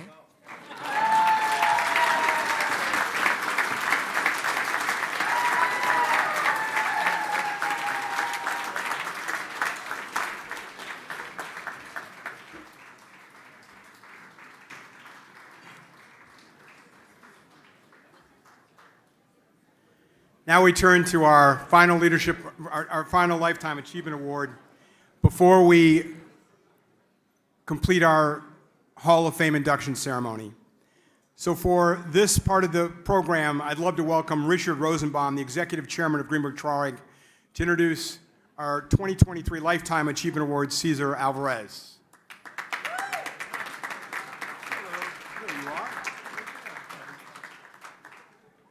Well, getting late, and I'll try to keep your interest, but I know Cesar will keep your interest. 50 years ago, Cesar, almost 51 years ago, Cesar joined Greenberg Traurig, and it was a great story. Cesar really does, and some of you, I understand, many of you saw him at lunch. He really exemplifies the American dream, which I hope still exists. And with his parents, his 3 children, and his 3 siblings, he fled Cuba in 1960, leaving basically everything behind and landing in Miami, starting over, speaking no English in a foreign land. I can tell you his English is pretty good now. So that's the good news. His success from there is quite a story. In 1973, Cesar was the 13th lawyer and the first Cuban American to be hired at Greenberg Traurig in our only office at that time, which was Miami. Miami was a little different in 1973. But Greenberg Traurig was on the move when they got Cesar. He went on to serve ultimately as the CEO of the firm for 13 years, which really were some of our major growth years. The firm is now about 2,700 lawyers in 47 cities. And I was really honored to work with and learn from Cesar for many of those years. Before he took on the leadership roles, and before he won countless awards, including being one of the 100 most influential lawyers in America, Cesar practiced securities corporate international law for more than 25 years. His legal counsel was sought by many, was considered one of the premier securities lawyers in this country. This is truly a well-deserved Lifetime Achievement Award, although he's not done yet. And it champions his excellence and commitment to the legal profession. I can tell you, as somebody who started in this firm 38 years ago, that there's nobody like Cesar Alvarez.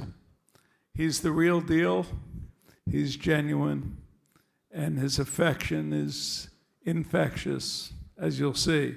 I told him he has to control that a little bit today and try to make it through this, because Cesar really does have strong emotions. He's also, I've always thought he was probably the best dancer in the firm.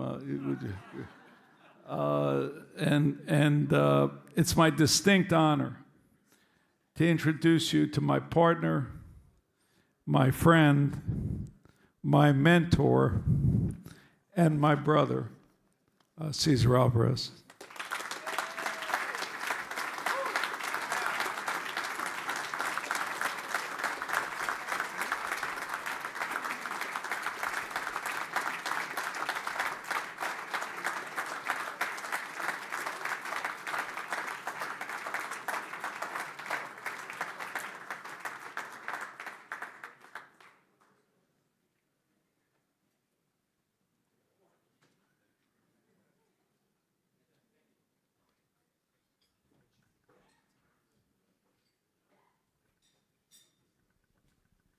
Thank you very much. That's very kind of you, and I truly appreciate it.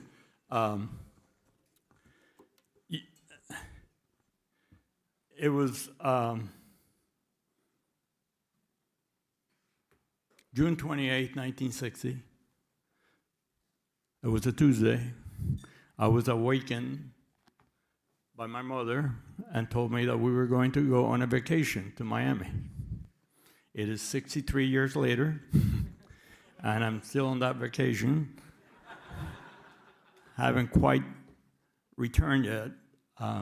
But I traveled those 90 miles from Havana to Key West in about 7 hours. There was a ferry that went both ways. And my life changed totally when I landed in so many ways. And this is a little bit backwards, that you should not be recognizing me. I should be recognizing all of you.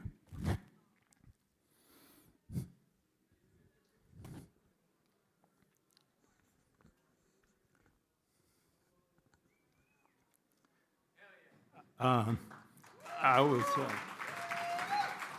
was adopted by this country and lived a life that I would never have lived, but in this country. And we can never, never forget that and give other people the opportunity to do that. So from the bottom of my heart,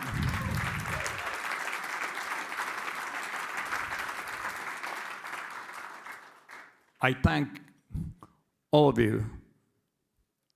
When we landed in Key West, within a week,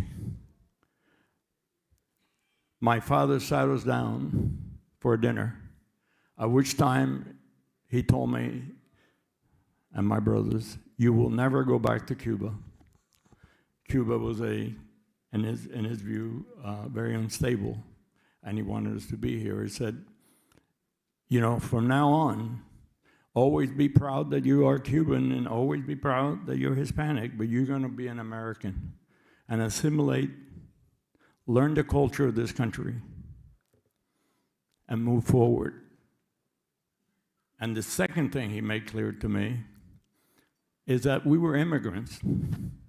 And as immigrants, we haven't really, he had not, and our family had not, really paid taxes, been involved in building infrastructure in the United States, et cetera. And we were using all of that, and we as immigrants had a duty to do more, to leave this country better than we found it. And so that's what I tried to do all my life, is just to leave things a little bit better.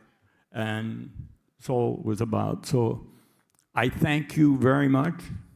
I also want to specifically thank the Jewish community in South Florida. The Jewish community in South Florida was the community that helped us Cubans assimilate, get jobs, and move in the business world. And they were incredible.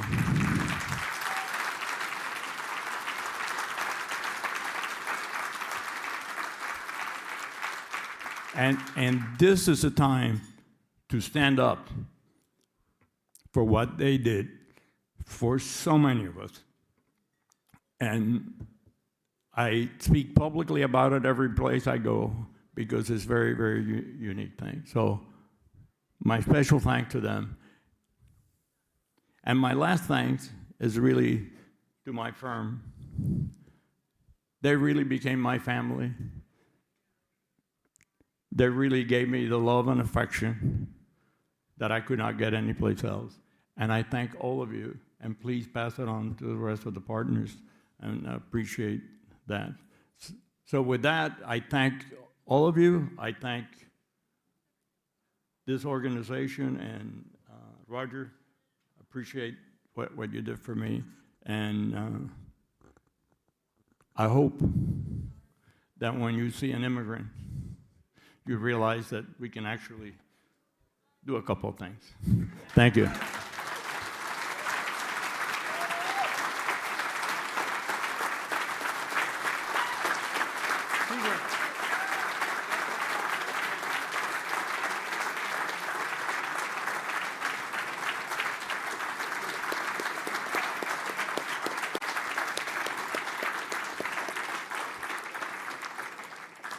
So, ladies and gentlemen, the speeches have been given, the awards have been passed out as it relates to these special people.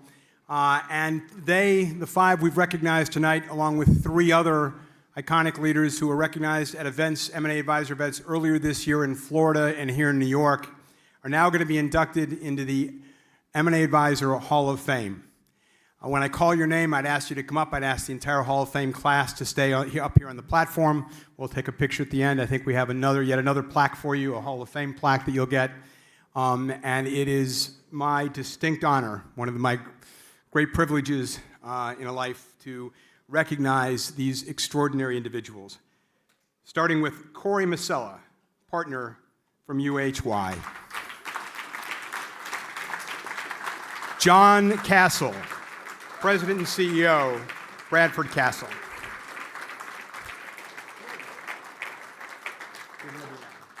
Ryan Binkley, CEO and co-founder of Generational Group. Kelly Cornish, partner at Paul Weiss. Ewan Riley, co-founder and senior managing director of BDA Partners.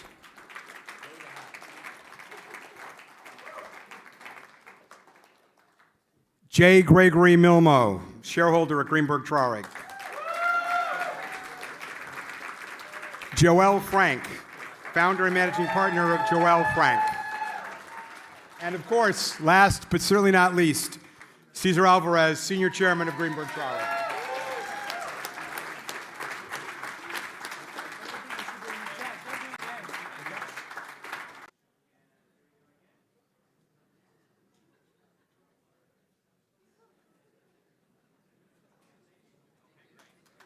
Ladies and gentlemen, the 2023 class, the M&A Advisor Hall of Fame. Thank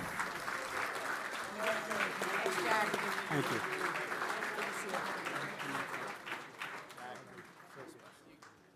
Thanks again. Thanks again. Thank you, boss. I appreciate all your kindness and your By the way, you're home.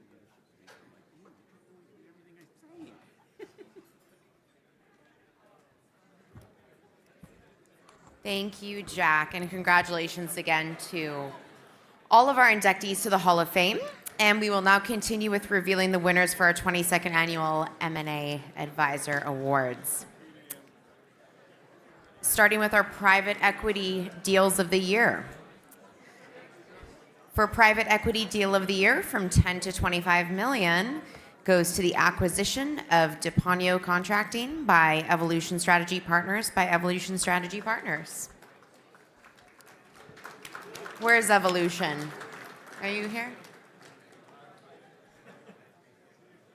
No one from Evolution here? Okay, we'll move on to the next one. 25 to 50 million is majority investment in Cy Shield by Stratham Capital. Stratham Capital, King and Spalding, and Latham and Watkins.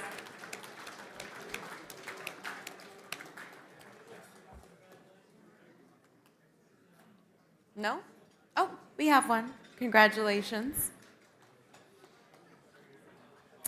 For 50 to 75 million Private Equity Deal of the Year, the recapitalization of GM Manufacturing with Core Industrial Partners by Carter Morrison Goodrich and UHY Advisors.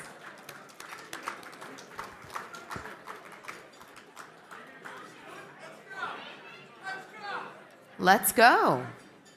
Get excited.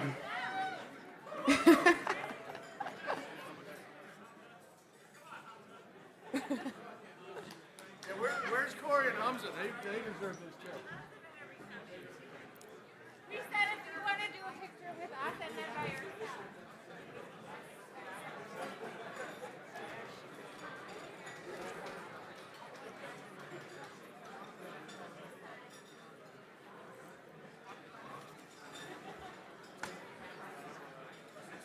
And we're moving up here with our private equity deals of the year to $75 million to $100 million with the investment in plastic surgery platform by Corbel, by EdgePoint, and Greenberg Traurig.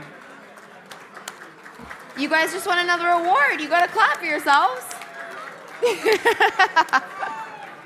Greenberg Traurig and EdgePoint. It's like,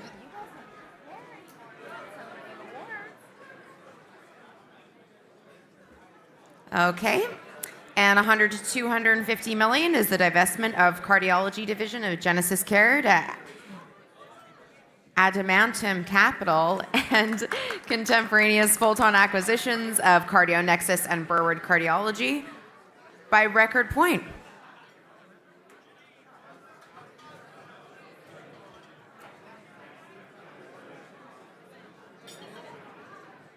Let's have a round of applause for Record Point, please. Thanks, everyone. We're almost at the end of the evening here. For $250 million to $1 billion, the acquisition of Trine by Alteris by Bass, Berry, and Sims. Congratulations. Bass, Berry, and Sims.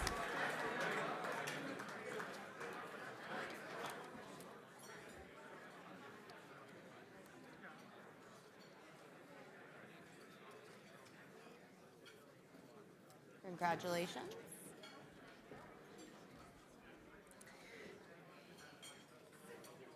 And for private equity deal of the year, over $1 billion, the acquisition of Kettle Cuisine by L. Catterton. Where's the L. Catterton team tonight?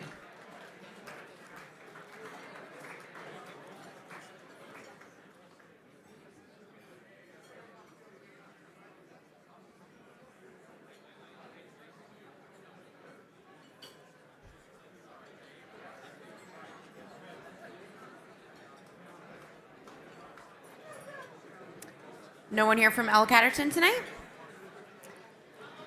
No?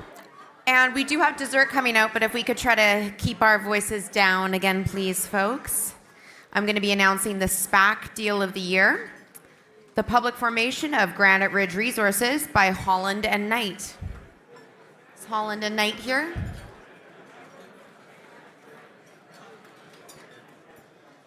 No? And also, if anyone, if you did happen to miss your award, because some people have missed hearing their name this evening, just wait until the end of the program and then we'll sort it out afterward. M&A deals of the year. M&A deal of the year between 10 and 25 million. 363 sale of Silver Creek Industries by B. Riley Advisory Services. Where's B. Riley? No?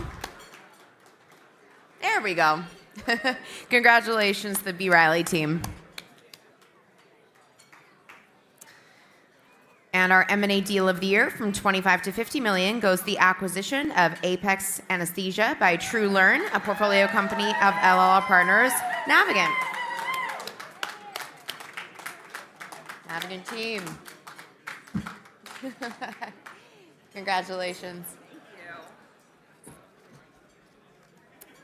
And M&A deal of the year from 50 to 75 is the acquisition of FR Conversions by Tide Rock Holdings, Generational Group, Generational Equity, and UHY.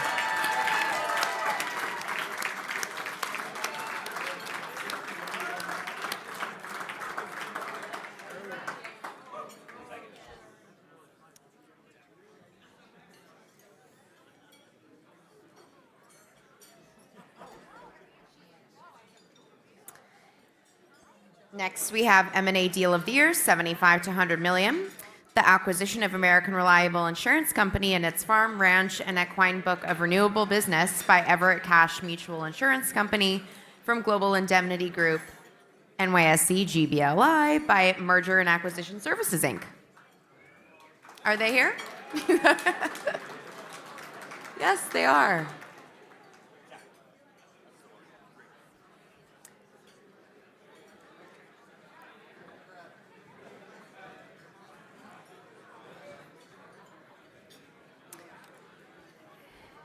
And for the M&A deal of the year, 100 million to 250, Creative Planning's acquisition of the non-asset business of Bergen KDV by Republic Capital Group. Yeah, just don't stand up in front of the photo. Yay, Republic Capital Group! Congratulations again.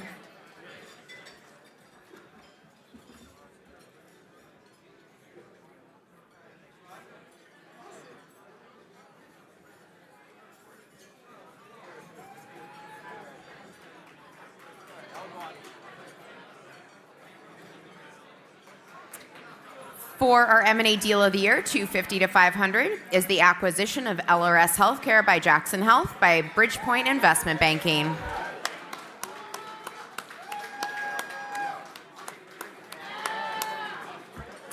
Congratulations to Bridgepoint.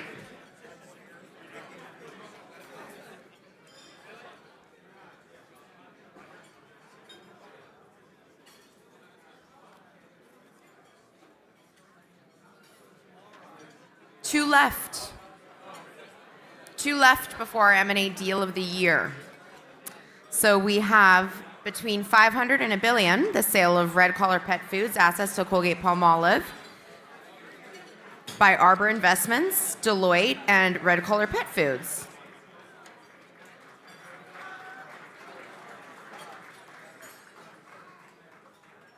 I thought we already read that one too.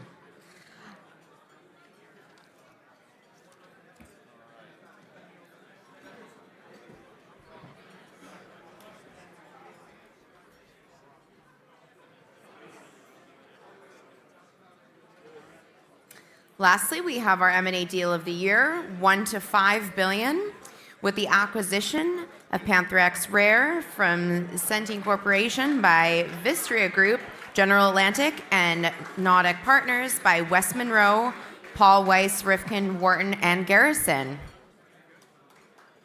Round of applause.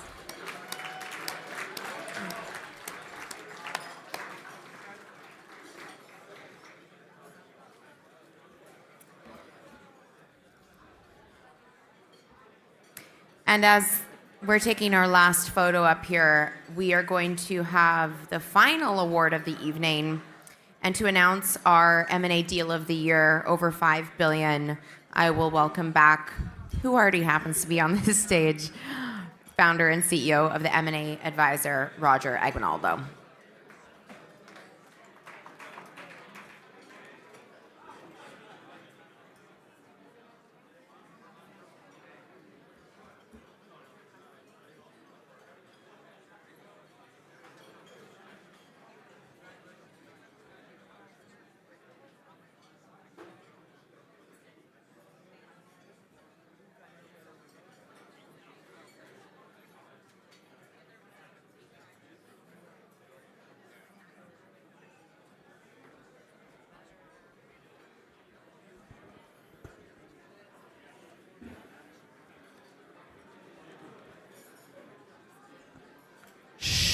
This is the last award. I know it's been a great night so far, but before I announce the winner of the last award,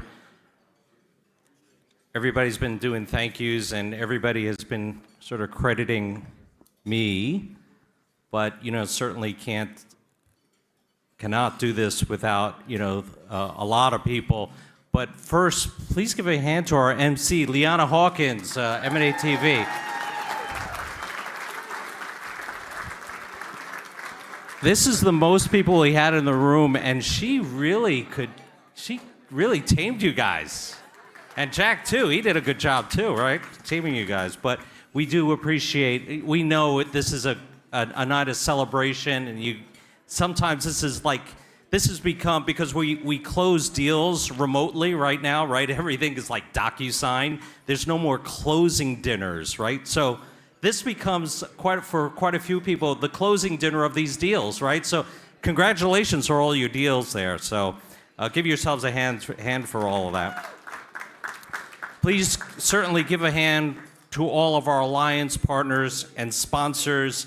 They're all here in the big book here, but I'm gonna just do it because they really deserve a big hand. UHY, Republic Capital, Greenberg Traurig, Vaquero, Melcap Partners, Technology Holdings, Northern Edge, Leonis, PK O'Connor Davies, and Investigative Management. Please give them all a hand, please.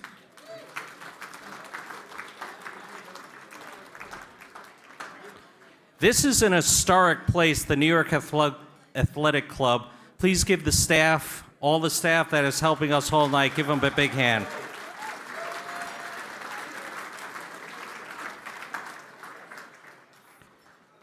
And again, I cannot do this.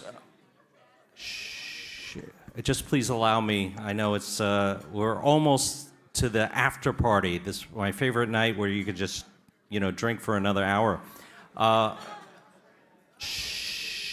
Please allow me to thank the M&A Advisor team, Steve Finney, Jorge Pizarro, Destiny Agard, Sheen DePaz, Carlo Valencia, J.M. Rosales, John Montalvo, David Genry, Amor Taraja, Linda Anashir, Joss Caldiera, Jade McLean, Samantha Kaleem, Paul, don't have your last name, and our entire young support staff, and Cathal Moore, Jack, Blair, who else is back there? Please give our entire AV team a hand. They did a great job. And Mark, the photographer. So if we do a painstaking job of making sure we get the photo, that 1 millisecond photo with you. So Mark, you have everybody's photo, right? Okay, great. So if you didn't get your photo, just come back up with your certificate, or you think you missed it, please come back up. We'll do that. And finally, thank you to all the winners and finalists of the 22nd Annual M&A Advisor Awards. Give all yourselves a hand. Please continually take pictures, post it on M&A Connects.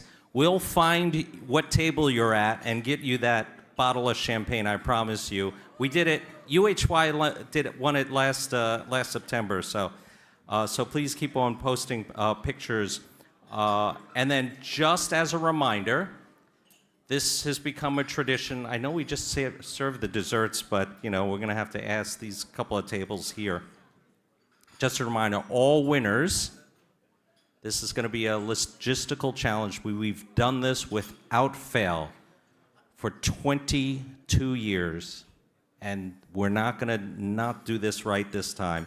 But all the winners, you wanna come up to the stage without your plaques, okay? Do not bring up your plaques, do not bring up anything else except your bodies, just yourself, okay? Just your beautiful self. We're gonna ask you to come up, not now. We have one more award. We have one more. I say that because invariably people come up with their plaques and it's very, it's like that. So without any further ado, we have the last deal of the year, and we're gonna be right on time. 9:59, we wanted to end at 10. So the acquisition, I would say the M&A deal of the year, over $5 billion. Here are the finalists on the screen. And the winner is the acquisition of Bank of the West by Bank of Montreal, BNP Paribas, Deloitte Consulting, BMO, and Bank of the West.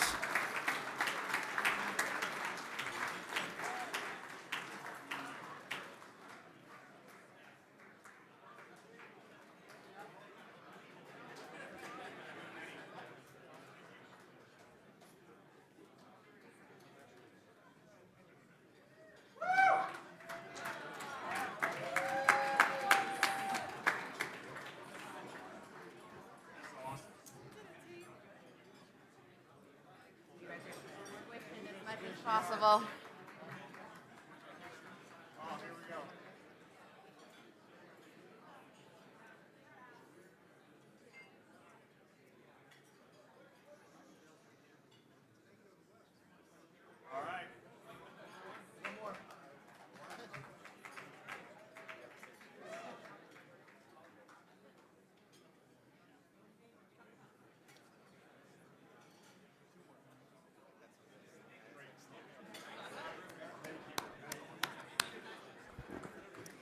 Thank you again, everyone, for all of your patience tonight and sticking with me and keeping the levels down.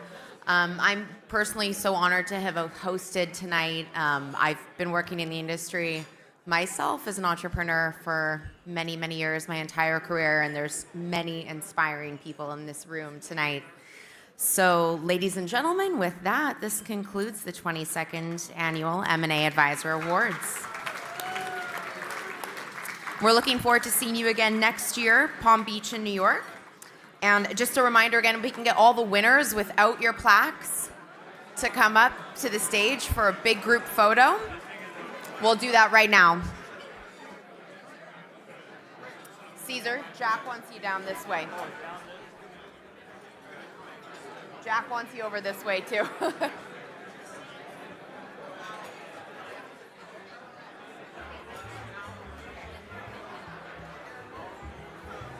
Okay. And also, if you did not pick up your award yet from the table on the side, there are some that have not been picked up. So if you happen to miss your award or you missed your firm name, please head over to the table at the side to get your plaque. Just come on up. Start filling it up. Just come on up to the stage, folks.